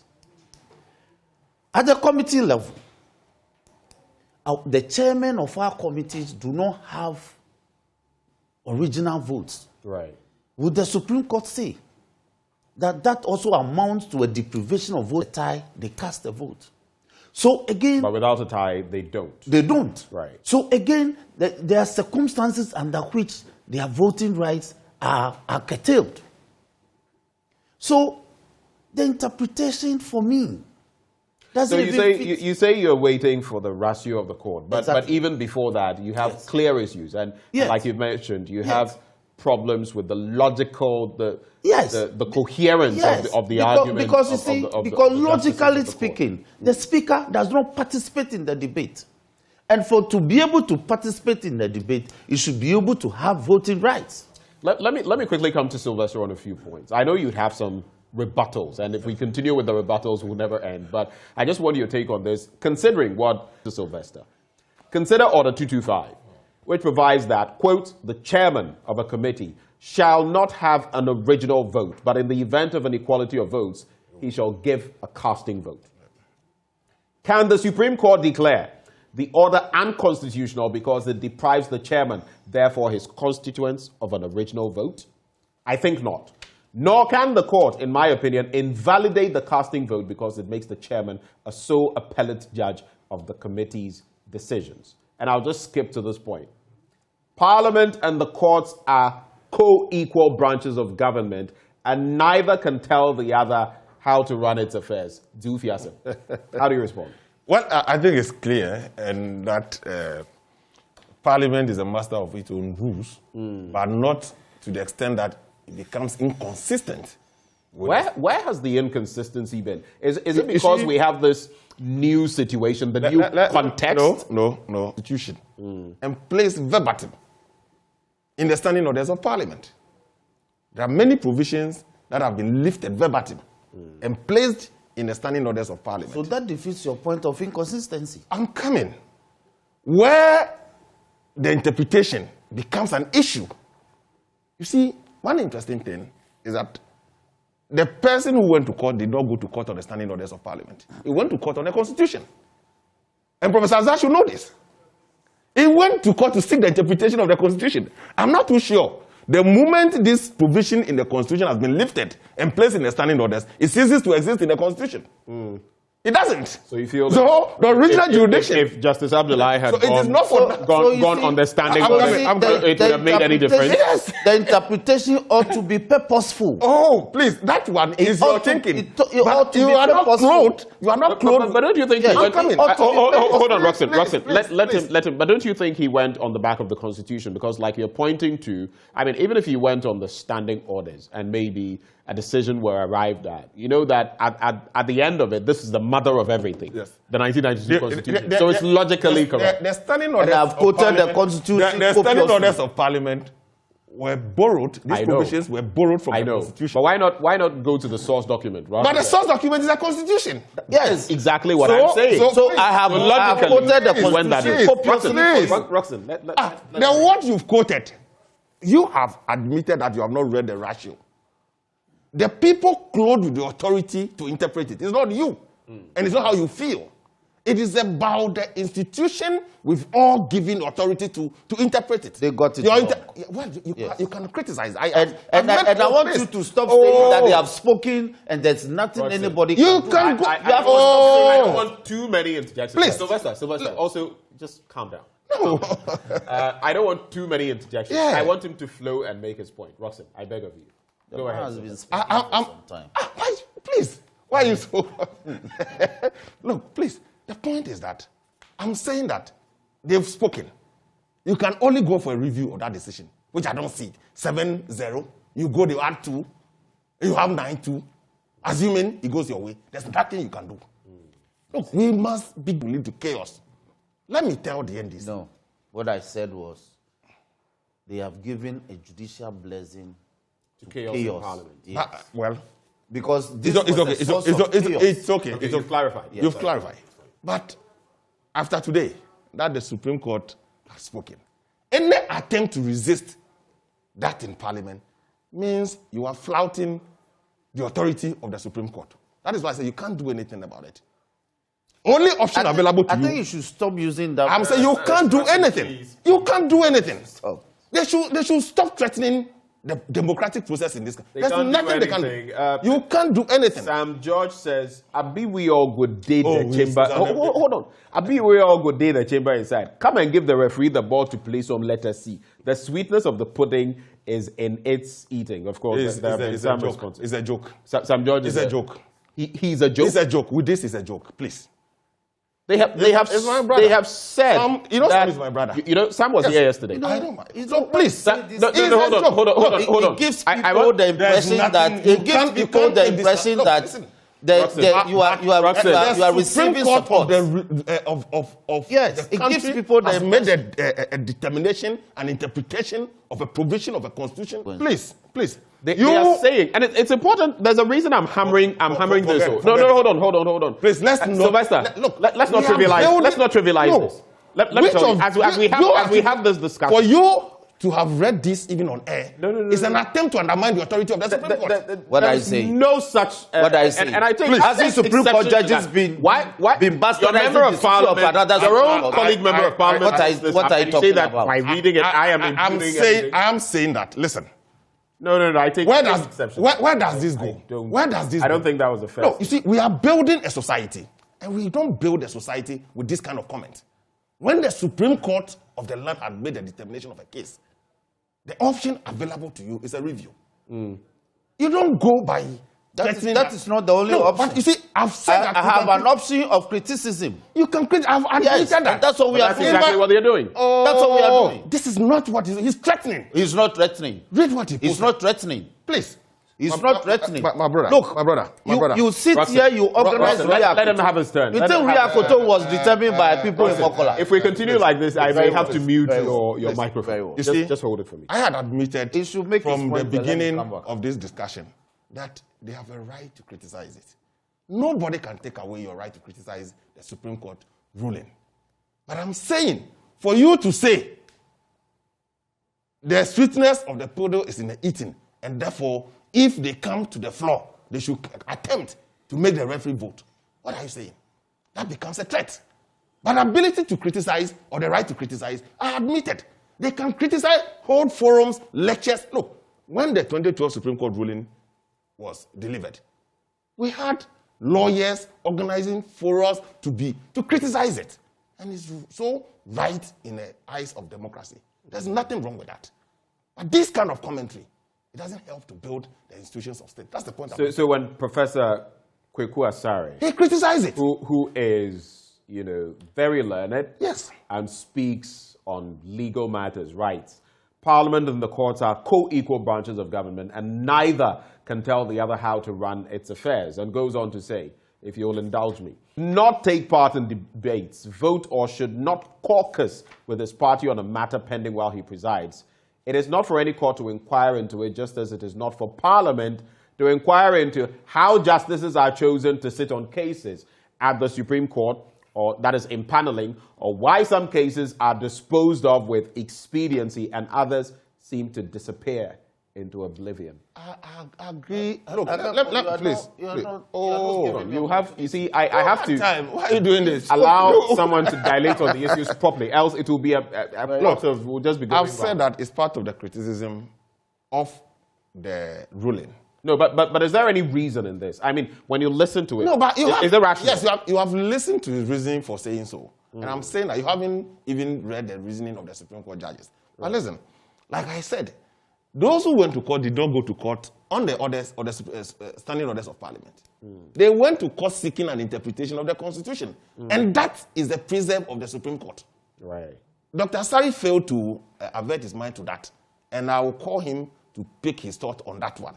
Right. So you see, it is not for nothing that those who went to court did not go to court on the standing orders of Parliament. They went to court on the orders of the Supreme Court, the Constitution. And Parliament cannot. So if today Parliament amend its own standing orders and separate provision devoid from any provision from the Constitution, perhaps that will suffice. All right. But so long as it remains the provision of the Constitution, the Supreme Court has original jurisdiction to interpret it, and that's what they've done. 2 minutes, Roxanne. Yes. Quickly, one, it cannot be said. It cannot be said that Professor Asare, in writing this brief opinion on the matter, didn't avert his mind to the fact that the Supreme Court has the power to interpret the Constitution. But I mean, listen, if you're saying that the justices could have missed a few things, it is possible for Professor Kweku Asare to also miss a few things. Well, but we are all human. But I think that you averted his mind. If from what you've read, the justices, all 7 of them could have missed. Yes. And it is possible for Professor Kweku Asare to also have missed a few things. 2, in Article 110 of the Constitution, provisions of this Constitution, Parliament may, by standing orders, regulate its own procedure, subject to the provisions of this Constitution. How is it determined that the provisions in the standing orders run contrary to the provisions of the Constitution when it was lifted verbatim? How is that possible? How is it possible that, for instance, you can say... Which goes back to Sylvester's point, because this was lifted verbatim directly. And I'm saying that how is it possible that you can interpret the Constitution to say that, for instance, our Order 90, it's inconsistent with the Constitution, so it should be shut down. That, I don't know whether that has been touched on. We say that the Speaker... You see, there's a certain parliamentary jurisprudence that ought to guide any interpretative exercise in respect of the Constitution regarding parliamentary work. Look, it is not for nothing that the Speaker is the one who determines who speaks on the floor. It's not for nothing that it is the Speaker that puts the question. Right. Those are rights and duties ascribed to the office of the office holder or speakership. So, when certain practices, and I want to quote Oliver Wendell Holmes here, one of the greatest legal minds that ever worked on planet Earth. Oliver Wendell Holmes, yes. That the life of the law has not been logic. It's been experience. Parliamentary procedures and practices have been time-tested. We may not do things as done in other institutions, but there are certain procedures that have been time-tested and served. In our democracy, we have stated clearly that the Speaker and his 2 deputies will have voting rights. You will not be counted when we are determining quorum. And you will not have voting rights when you are sitting. So I like. Well, let's wait for the ratio and so, see whether. So like I said, I am waiting for the reasons. Then we can all. When the ratio comes, then we'll see don't let it be said that a Supreme Court decision cannot be questioned. In fact, judges question their own colleagues. In fact, since we have judicial review, exactly, you can't even say that it's and let me make the point that I have seen chief justices, I have seen Supreme Court judges go to a Riakoto letter and bastardize decision of another Supreme Court in the 60s. Riakoto decision was a decision from a Supreme Court, Ghana's own Supreme Court. But you have Supreme Court judges bastardizing that decision. Landmark decision. Thank you. So don't let anybody say. Let's take a quick look at this. That we can't criticize the court. And I'll reference you. There's a reason I was citing what Sam George mentioned. Two things. Yesterday, Sam George was here, sitting right there, and he said that between now and 2025, there will be no agreement between you guys in Parliament. Your side and his side. And a lot of people, reacted to that. Tie that into a message that Enoch Njirbi sends. He says, please, how much are the tickets to watch parliamentary proceedings? I can't miss the game on e-levy day because this person supposedly is anticipating a brawl in Parliament. Of course, no need for tickets. You can, even as a... that is the context. No, I think now the gallery... The hard stances that have been taken, where the NDC, even on the back of this ruling, is saying, Yena Yanshe. And you guys are saying, this is how we're going to do it. Hopefully, we forestall any chaotic incidents in Parliament. You see, this ruling of the Supreme Court should not be viewed to be solely for this 8th Parliament. It's a problematic ruling. You see, if you view it to be for this 8th Parliament because of the peculiar nature of the 8th Parliament, you are getting it wrong. It is not. It is something that until the Supreme Court depart from its own ruling, and of course, let me also place on record that the Supreme Court itself can depart from its earlier rulings. And it's been part of our judicial narrative. Narrative in this country. So there's nothing wrong for a Supreme Court to depart from. So until then, that is the position of the law. All right. So for me, when people begin to view this as MPP or the majority side today, then we are missing it. For those who say so that let me come to Sam the judiciary is okay. You go to Sam George. So for Sam George to say, you may not be happy with the ruling, you can criticize it, you can bastardize it. No, he didn't react to the ruling. Yeah, the bit I spoke about, there will be no consensus, has nothing. Yeah, but I mean, well, if there's, it was before. I mean, he knows. He says you guys are hypocritical because you are not honest. You engage in underhand. I'm not sure we are set to discuss. They will not agree with you on it. Look, there are so many things we had agreed on just recently about this Sputnik V investigations and those rather petty matters. Yes. So for me, I think that we've agreed on many issues from committee level. Report of committee. Go back and take the records. And he's been part of it. Look, he's a deputy ranking, and I'm a vice chairman of the same committee, communications committee. We've agreed on so many matters, and we are still working. Right. So for him to say that, I don't know whether he's going to change his position, because we've been clear on matters at the committee level. And we've worked together, and we're still working together. So for that one, it has nothing to do with this. But let me say, finally, on this ruling, that people should not view this ruling as a victory for MPP or for 8th Parliament. It meant to help shape or develop our parliamentary democracy and practice in this country. Point made. Let's move the discussion forward. No. No more on this discussion. No, I will not allow. Let me say this. No. Let me say 30 seconds. I would have been done. You are done. Look, the interpretation is problematic because do we view the first deputy speaker, for instance, as speaker for Bekwai or speaker of parliament? When he's been told that he has voting rights. And what is interesting is that... That's interesting. Yes. For Bekwai or... Yes, because you see, the man has been speaking similarly a couple of days before yesterday. That what? In very familiar tones. 30 seconds is over. What are you suggesting? Just to wrap, what are you suggesting? It's interesting that the things he said over the weekend is what the Supreme Court decided. Come on. Wait. Roxanne Nelson, Yes. It's interesting. I am trying to get a megaphone to hear you. Yes. Are you suggesting to me? Because you see, hold on. hold on. When the matter is sub judice, hold it. you don't go speaking about it, especially. So it's sub judice, and he has shared his thoughts. Shared his thoughts. And the Supreme Court rules. He was emphatic because what they say is familiar. Go and read. He says he will vote anytime he presides. When he knew that was the gravamen of the matter before the Supreme Court.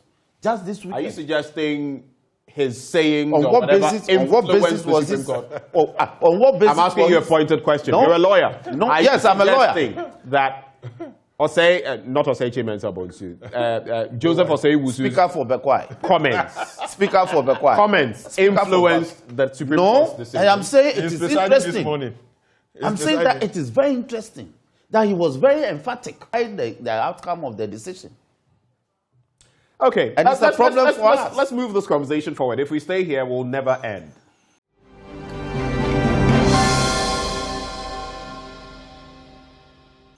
Let's talk about our officers in navy blue. Men and women we entrust. We had a Ghana police force, which shifted to a Ghana police service. We wanted them to be more, not servile, but to serve some civility. But right now, check like some of them are involved in so many things, and including bullion van robberies. And that for me is just, I mean, we've heard of instances where police officers supposedly rent out their guns, all sorts of things. But here we have police officers involved in bullion van robberies. The first statement from the Ghana Police Service pointed to 2 of them, who later were taken down in that exchange. As I bring in Dr. Adam Ebona on this bit. Doc, a very good morning to you. Good morning, and good morning to your viewers. Right. Hearing of this entire bit, if you remember the Adedimpo, if I may not have got it right, the Jamestown incident, where another police officer was gunned down. I mean, terrible, the pictures.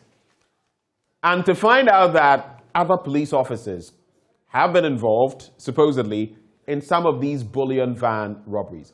What is the picture that it paints from the start when it comes to the Ghana Police Service? What's your initial reaction?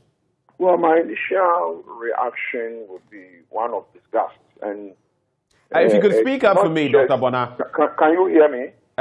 Yes, it's better now. You say your initial reaction is one of what? Well, one of disgust. Right. Is it clearer now?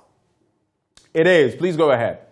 Yes, and it's not just police officers who gunned him down, but these are his recruit mates, his dormitory mates, his badge mates. And so it goes beyond just police officers. It has to do, it extends to people he literally eats with, people he knows very well, people he enlisted together with, and, they finished together and is coming out to be.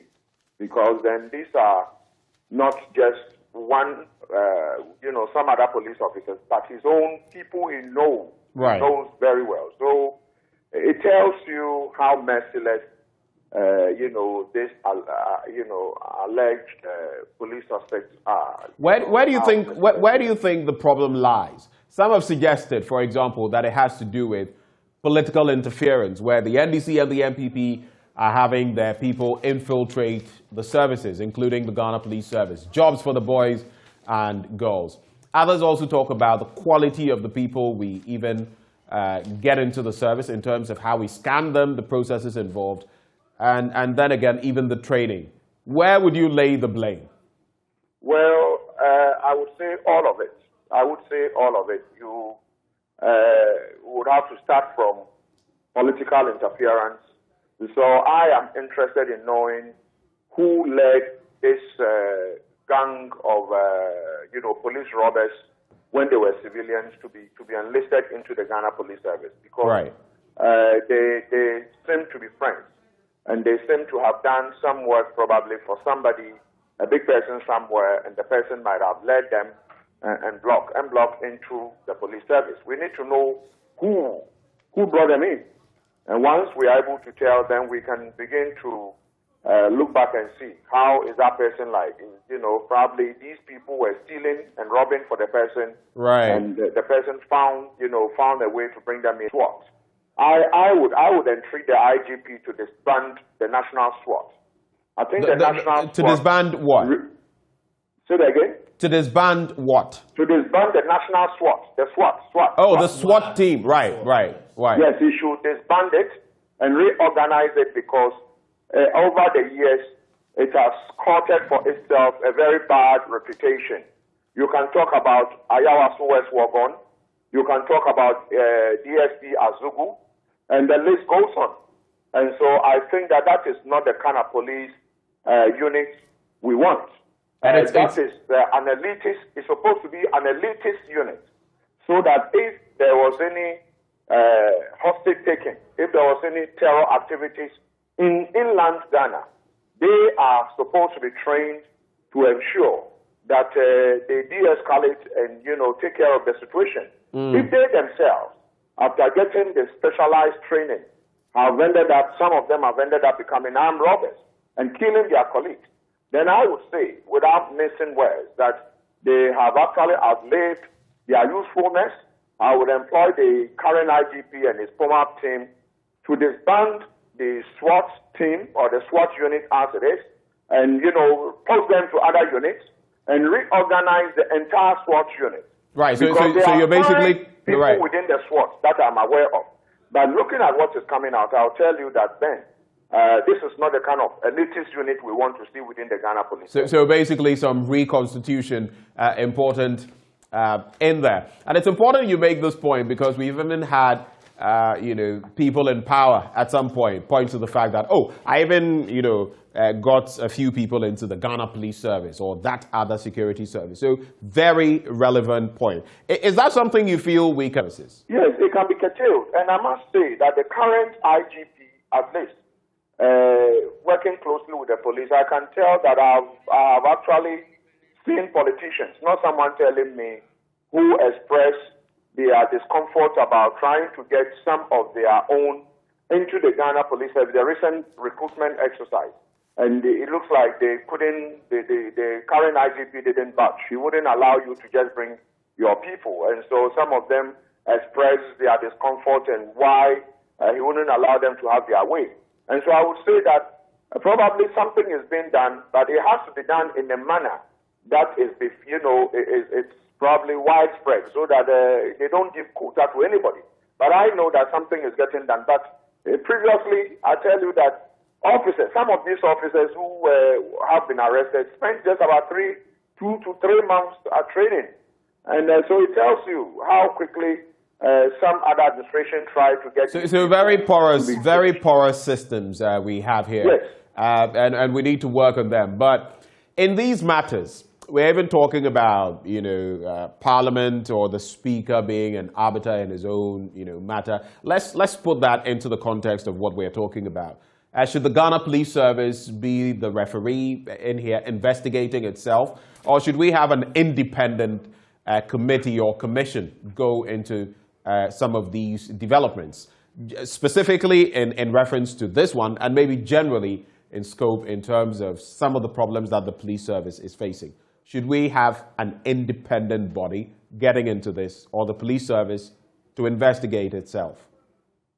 Well, some of us, when Ayawaso West Wagon happened, there is a portion that actually said there should be a police complaint, authority or commission put in place, a permanent one, so that if I feel, if citizens are not happy with the performance of the police, you can walk in there and, put in a petition, and they would independently investigate it.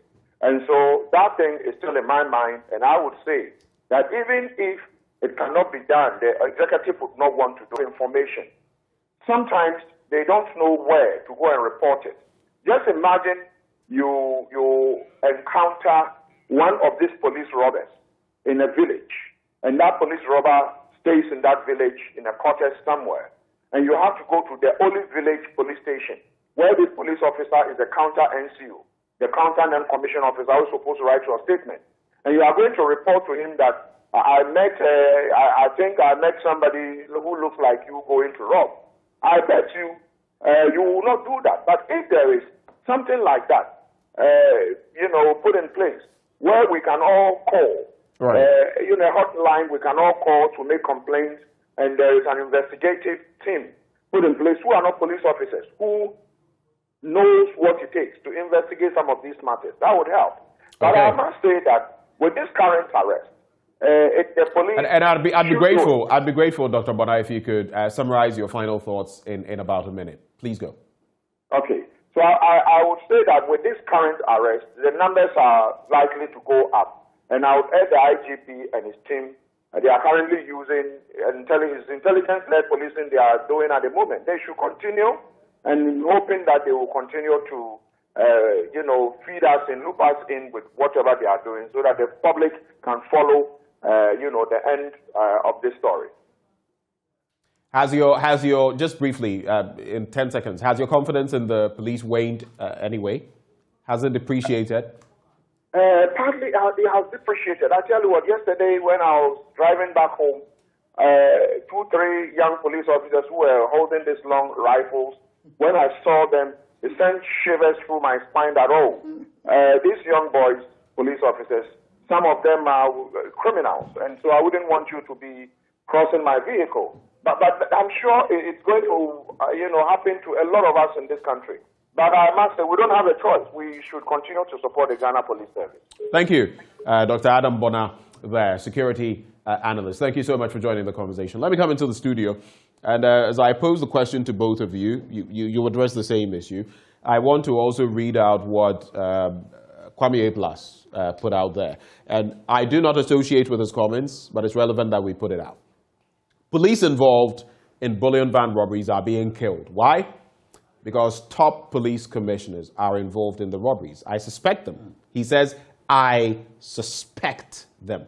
They gave a criminal like Jaru a gun, referring to one of them. Idiots in uniform. The police service is a huge criminal organization with a few good men. Like I said, let me make it very clear. I do not subscribe to these. I do not think some of them are idiots or whatever. I feel some of them, don't act in the right way. Like last Sunday, after I had hosted a show, and the very unpleasant way some of them acted. But by and large, I feel they are doing a good job. But the question is to you guys, how do you relate what is happening to what Kwame A+ says? And do you agree with him in any way? I'll start with you, Roxanne. Okay. First of all, I disagree with him. Even though I share similar views, I think these are very strong words. Where are the points of convergence? That we increasingly are having miscreants having access to serve within the police service. And so our screening, sieving process is becoming weaker. And because of that, you have a policeman, a serving police officer, whose gun will be traceable to an armed robber who's been arrested. And we've had this so many years, stretching back to about 12, 13 years. You hear of a robbery. Investigations will reveal that the gun used is actually a gun allocated to a certain serving officer. He may not have been involved directly, but what is your gun doing in the hands of a miscreant that had been arrested? You also recall that there used to be a lot of bank robberies. I think the robberies from the banks moved to the bullion vans. And when did these robberies happen? And the persons are arrested. The guns they use, traceable to policemen. Now we are having men in uniform who themselves are getting involved in the actual robberies. So what do? It's a human institution. There will be miscreants. But I think the sieving process, the screening, should be tougher so that we don't get these people involved. And finally, you recall that where are the vigilantes disbanded by the NPP? It's a political question we've been asking.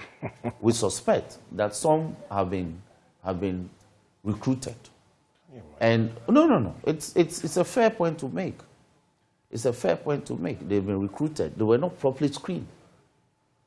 And if you check the recruitment, if you check the background of some of these people who have been arrested, you will see that they may have been recently recruited.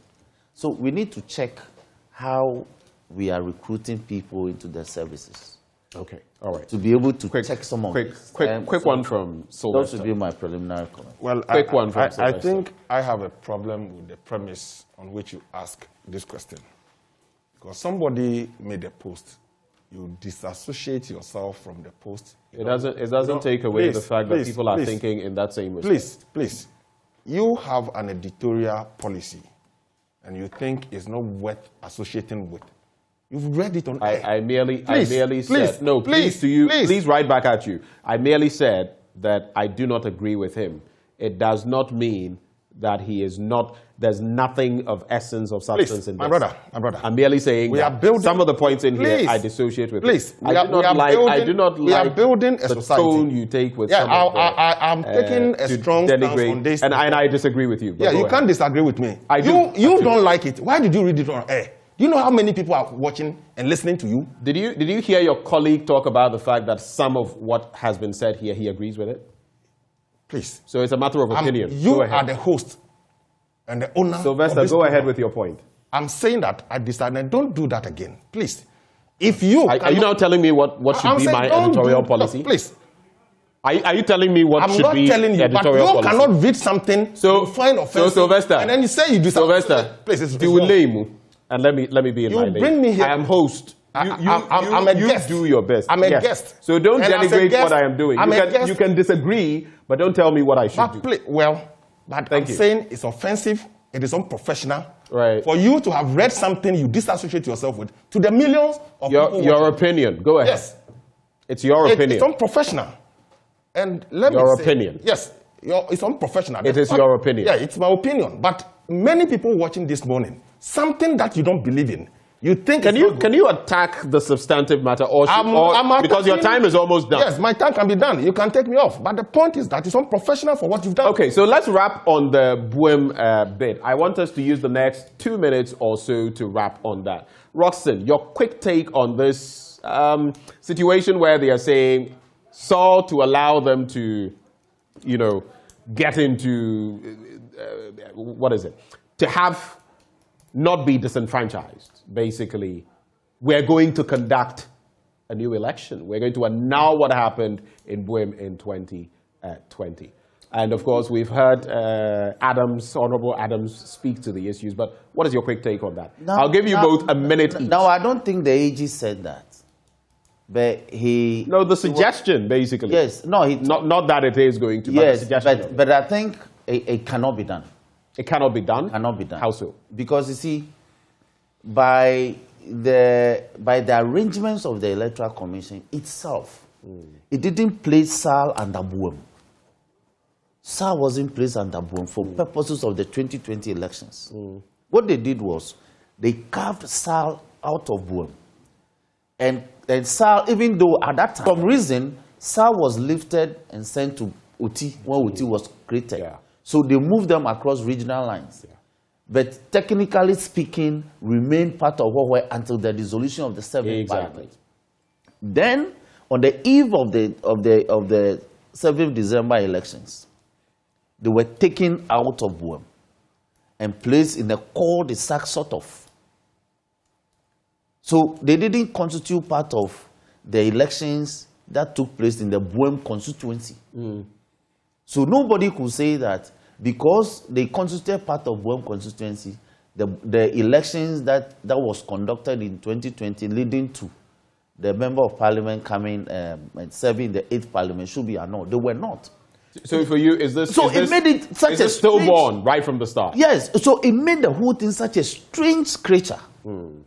So we are asking, if this is the situation, why don't you create a new constituency? Then the AG said that he advised the AC not to, pursuant to Article 47, Clause 6, Then I challenge him that 47 clause 6 cannot be applicable to SAL. Because when you vary the constituency boundaries of WUM, so to speak, SAL wasn't part of WUM. So you couldn't be saying that they shouldn't. So fundamentally, it's impossible. It's impossible All right. for me. Let me take Sylvester's. I think that is a very difficult situation. How difficult? Yeah, it's difficult where people of SAR are without representation. And the consensus was that a new constituency will be created for them to have a representation. Right. If I find myself in the area of SAR, obviously I will equally agitate to have a representation, because today nobody is responsible for SAR. Is it not too late to go there? I mean, it's not too late. We should look at it. And our AG was only professing some solutions, if indeed we want to get them a representation, as it were. So I think that they should work around the clock, and he's made it clear that SAR will get the representation in the next parliament. But before then, what should be the arrangement for the people of SAR to have a representation, and their needs should be taken care of? And one of the things they kept expressing is that they did not have opportunity to decide leadership in the last elections. Even though they voted in the presidential elections, they did not vote in the parliamentary elections, which I think is a very technical issue. I have not read entirely the position of the AG. I'll take time to really read. But in a nutshell, the people are asking for representation, and we should take steps to be able to aid them have a representation. It's a naughty situation, that one. It's a very naughty one. But gentlemen, thank you so much. It was deliberately created. Oh. It was deliberate? Yeah, please. It was deliberate. It was deliberate. But hold on, gentlemen. Hold on. Don't get off your seat. I don't know whether I was part of it. I'm thankful that you joined the conversation. Sylvester Tete, Member of Parliament, Botiano, English here, Manfro. We agreed to disagree sometimes. Of course. Thanks for coming. Thanks so much. We also have Roxanne Nelson, Dafia Mekpo, Member of Parliament, South Day. Dafia Mekpo. Oh, so it's not Dafia? No, Dafia Mekpo. You should be blowing some air. Should be blowing some air. You should blow a candle. Is it sugar copper? That's right. So the same. Go to the house and see. But thank you so much, gentlemen, for joining the conversation. Now, when we return, we'll give you a sneak peek into our Living Standard series with a focus on how young people are struggling to put up their own buildings, the difficulties involved in all of that. That is the background for a conversation we are going to be having right after the break.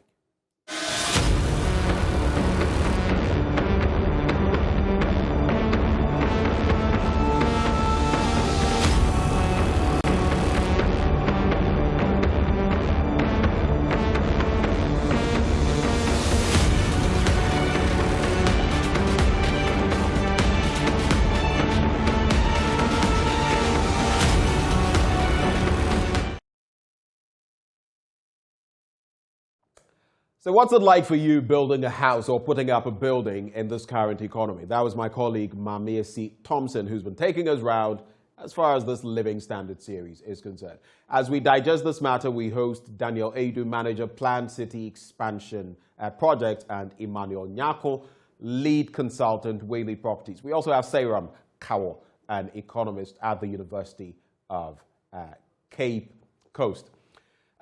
Let's maybe start with the very basics when it comes to what we are facing now. And from what I hear, a bag of 50 kilograms of cement is going for 55 cedis. So more than a cedi per kilogram. That is the reality. Let me come first to Mr. Nyako when it comes to what you're seeing. Why do you think it is so difficult for young people to, put up their own structures? What are the impediments you see? All right, thank you. Basically, I think it has to do with the standard of living in the country, and then how much people are taking home at the end of the day. It's comparatively, they are unable to afford buying a house or building on their own, which is really difficult for a young Ghanaian. And probably the government is not paying much attention to affordable housing, which should have been the best bet for the ordinary Ghanaian who will not be able to afford a decent house. So that is my thoughts on that. All right, let me come to Mr. Adu. Recently, Mr. President was talking about the fact that even when it comes to affordable housing, we must do more to be able to reach out to the masses. He was proposing things that the private sector as well, a building worth anything in this country currently. Well, generally the challenges are what we all know, but I think that you may want to still look at, say the cost of the materials going up. Right. Land is still also an issue, basically. But then there's always a way of making it work without, reducing quality or cutting corners, so that at the end of the day, people can still make it. I wouldn't say we don't have challenges, but there are things that you can put in place, even to still make things work out, in spite of the cost of materials going up. Because at the end of the day, our philosophy in this project is that things will still go up, but at the end of the day, people still need, the houses. The demand is still there, so you have to find ways of making it work. Finding ways of making it work. How practical is it? You see what some people just shared with us. If you look at the common man's wages, you're looking at most people earning something, hovering around 2,000 cedis or less, okay? Public sector workers, there are a lot of people earning 1,500 and all of that. Practically, in practical terms, how do you manage that to survive, to eat, to take care of your family, to pay rent, to pay for utilities, and even consider putting up a building? Do you see how practical this gets? How possible is it? Yes, you see, we have as part of our packages or our project, if I may want just to share our experiences with you, we have what we call the lifeline.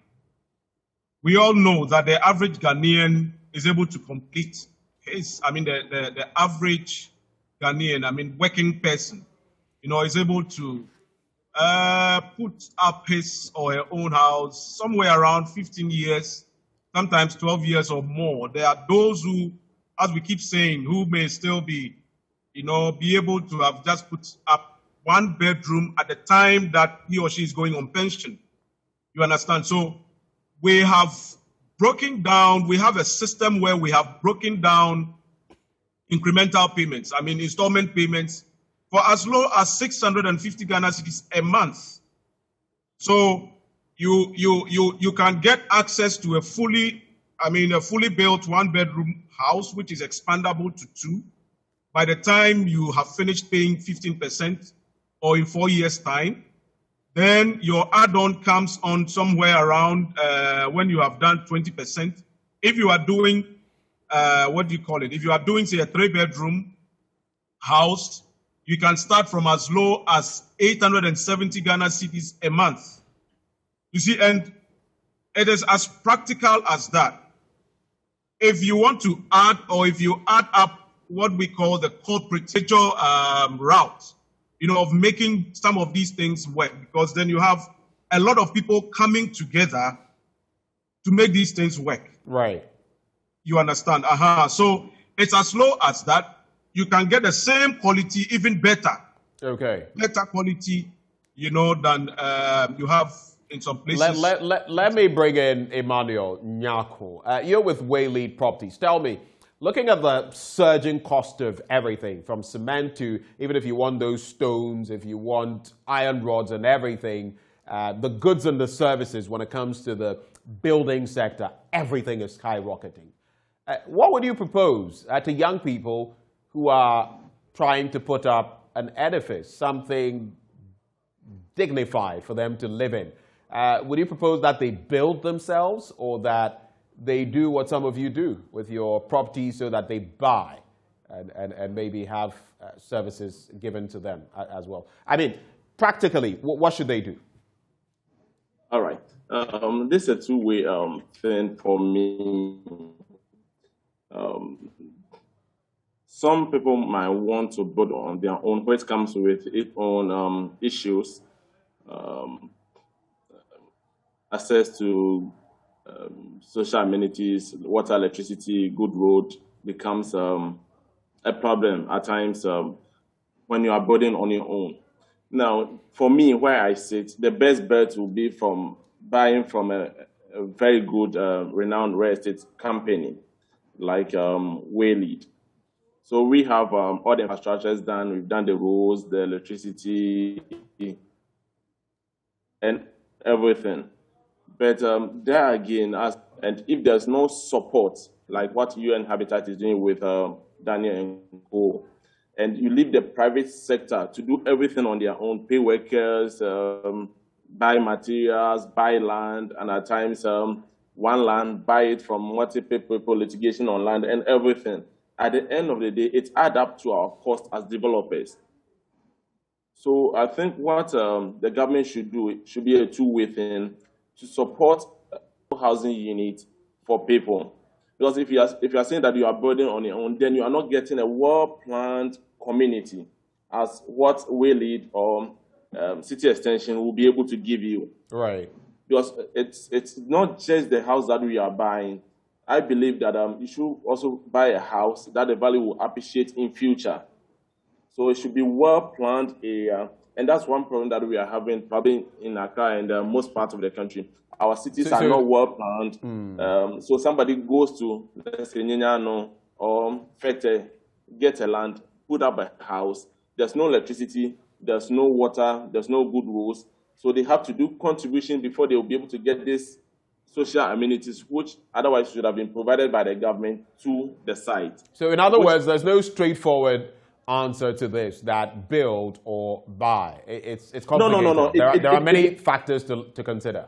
To consider, yes. Right. Yes, all right. Let me bring in Sairam Kaur at this point, because as an economist at the UCC, what would you propose as well for young people? A lot of them, maybe just finding a job after hitting 30 and all of that. You know the situation in our country. What would you propose in terms of how they can manage whatever resources they have, no matter how small, to put up something? What would be your pearls of wisdom that you can share? All right. Thank you very much. In doing this, there is a need for young people to plan. There is a need for a budget on whatever house you want to build. You must have a budget on your own and know that these budgets that I have, these are my inflows and these are my outflows. This is the amount of money that I get from the job that I am doing. A house is a long-term kind of asset that you are acquiring. And so you also need to plan for that particular house that you want to have. We have the experts in real estate telling us that for a one-bedroom apartment, some people spend about 15 years or 10 years in putting it up. That also tells the young person that if I start working, I need to have an account, an investment account that will generate some amount of money so that in 15 years I can afford the money to build the house that I want to build. And so budgeting is very critical. Planning is very critical. And you must also look at the size of your family. If you're a young person, a single bedroom that you can put up with a family that will understand you can also be okay.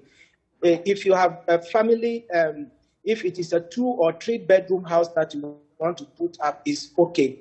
Now, on the whether we want to build or we want to buy the house, the houses that we have and the category of people that will go and buy the house might be different from the young man that is working now. So if I am looking at a young man, a particular young man, to save enough, buy a land at a place that is affordable and build the house. What places would you experts that are... Sairam, what places would you suggest when you say places that are affordable, like there are some places, for example, that typically people have felt we can buy land here. Go try that today. It's a very different case. I mean, we might need a case study on that. But so when you say affordable, what range are you looking at? Where are you considering, for example? Good. So the discussion that we are having now is not only in Accra. We are talking about the entire country. Right. And so there are places in Ghana now, if you have 10,000 Ghana cedis,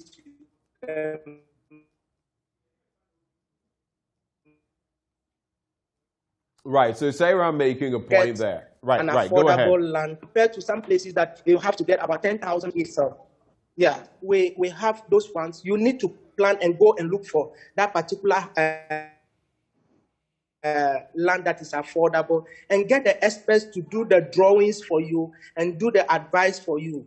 And then get the people house at a single bedroom apartment at 650 for a month for just calculate it for 10 years and the rest, and you realize that it is so much amount of money. So you can do that. As a young person, I would advise that you take some insurance policies that we have in Ghana that have investment components to that particular insurance policies. I will not want to advertise for any insurance company, but there are some notable insurance companies that we have in Ghana that have policies for 10 years, 20 years. You can save monthly and you will have enough amount of money at the end of this period to buy the house. You don't. Are you factoring in when you talk of this? You need to. Sayram, are you factoring in the fact that there will be inflation, there will be depreciation, and all of that, and that even as you invest, the prices of raw materials, of building materials, of other things will also shoot up. I mean, you must take stock of all of that as well, right? Yes, you are taking stock of all those things, and then you are also you must also remember that the money is not just going into savings account. The money is going into an investment. The insurance companies have the investment component, so the value of the money will appreciate over time. And so by the time that you get to that particular point, you have enough to do what you want to do. And so the young person must do that. We don't have to wait till we reach retirement before we start using our retirement benefits for the house. Those monies are supposed to take care of us when we are no longer working. So when we are in active service, there is the need for us to save, take investment policies. And once we take these investment policies, it will go a long way for us to have the house we want to do. Now, let us also remember that in order to save this amount of money, we need to... Please make this the final point, Sayram. Make this the final point. Yes. So once we want to build a house, we need to fiscally discipline ourselves. There are certain things we have to forego today. When we forego those things, and then the goal that we want to achieve in the next 10 years, the next 20 years of building a house will come to a reality. And that is what I have for the young men of Ghana. Thank you so much. Thank you so much. It's got all of us reflecting. Daniel and Emmanuel, I'll give you 30 seconds each for your wrap-up comments. I'll start with you, Daniel. Yeah, so what I would say in conclusion is that it is possible. It's doable. You just have to start small and then increase it as you go along the line. You don't have to wait till you get the bulk money. And even investments, the way our inflations and things are today, the CD and the inflation figures are today, you cannot say that if you invest for a house today, I mean, like you're putting your money or cash in an investment today for 5 years, you are going to get the same value. It's very tricky. So start small, start now. Start from a well laid out place, like what we are doing at the city extension. Okay. And, within 3-4 years, you have a place to be. Many people are coming on board, getting on board. Young people, lease, etc., etc. So just start. All right, just start. Emmanuel, what's your bid in 30 seconds? On their toes to be able to partner with the private sector to provide more affordable housing units. if the government is to take some of the burden by developing infrastructures for developers, private developers, definitely our costs will come down, and the ordinary Ghanaian will be able to afford what we are providing to the market. Okay. So I think we should look at that angle also. Gentlemen, thank you so much for joining the conversation. Daniel Adu, Manager, Plan City Expansion Project. There's also Emmanuel Nyako, Lead Consultant, Way Lead Properties, and Sairam Kawo, very insightful, economist with the UCC. Right before we draw the curtains on today's show, we'd like to celebrate some of you. Jeffroni Dromo Otu. Happy birthday to you. It's from Mom and Dad. A happy birthday to Dr. Nkumban. I love you always, from Phyllis Mapram Nkumban. There's also Bernard Kweku Bludo, ECG Project Office. Happy birthday to you, from Mercy of the Multimedia Sales Department. And to all of you whom we may not know, if you're celebrating your birthday today, guess what? We wish you a happy birthday. My name is Benjamin Akakwo. This is the AM Show. At 10 o'clock and at noon, we have our major news bulletins. Do stay with us for the rest of our programming. Have a good day.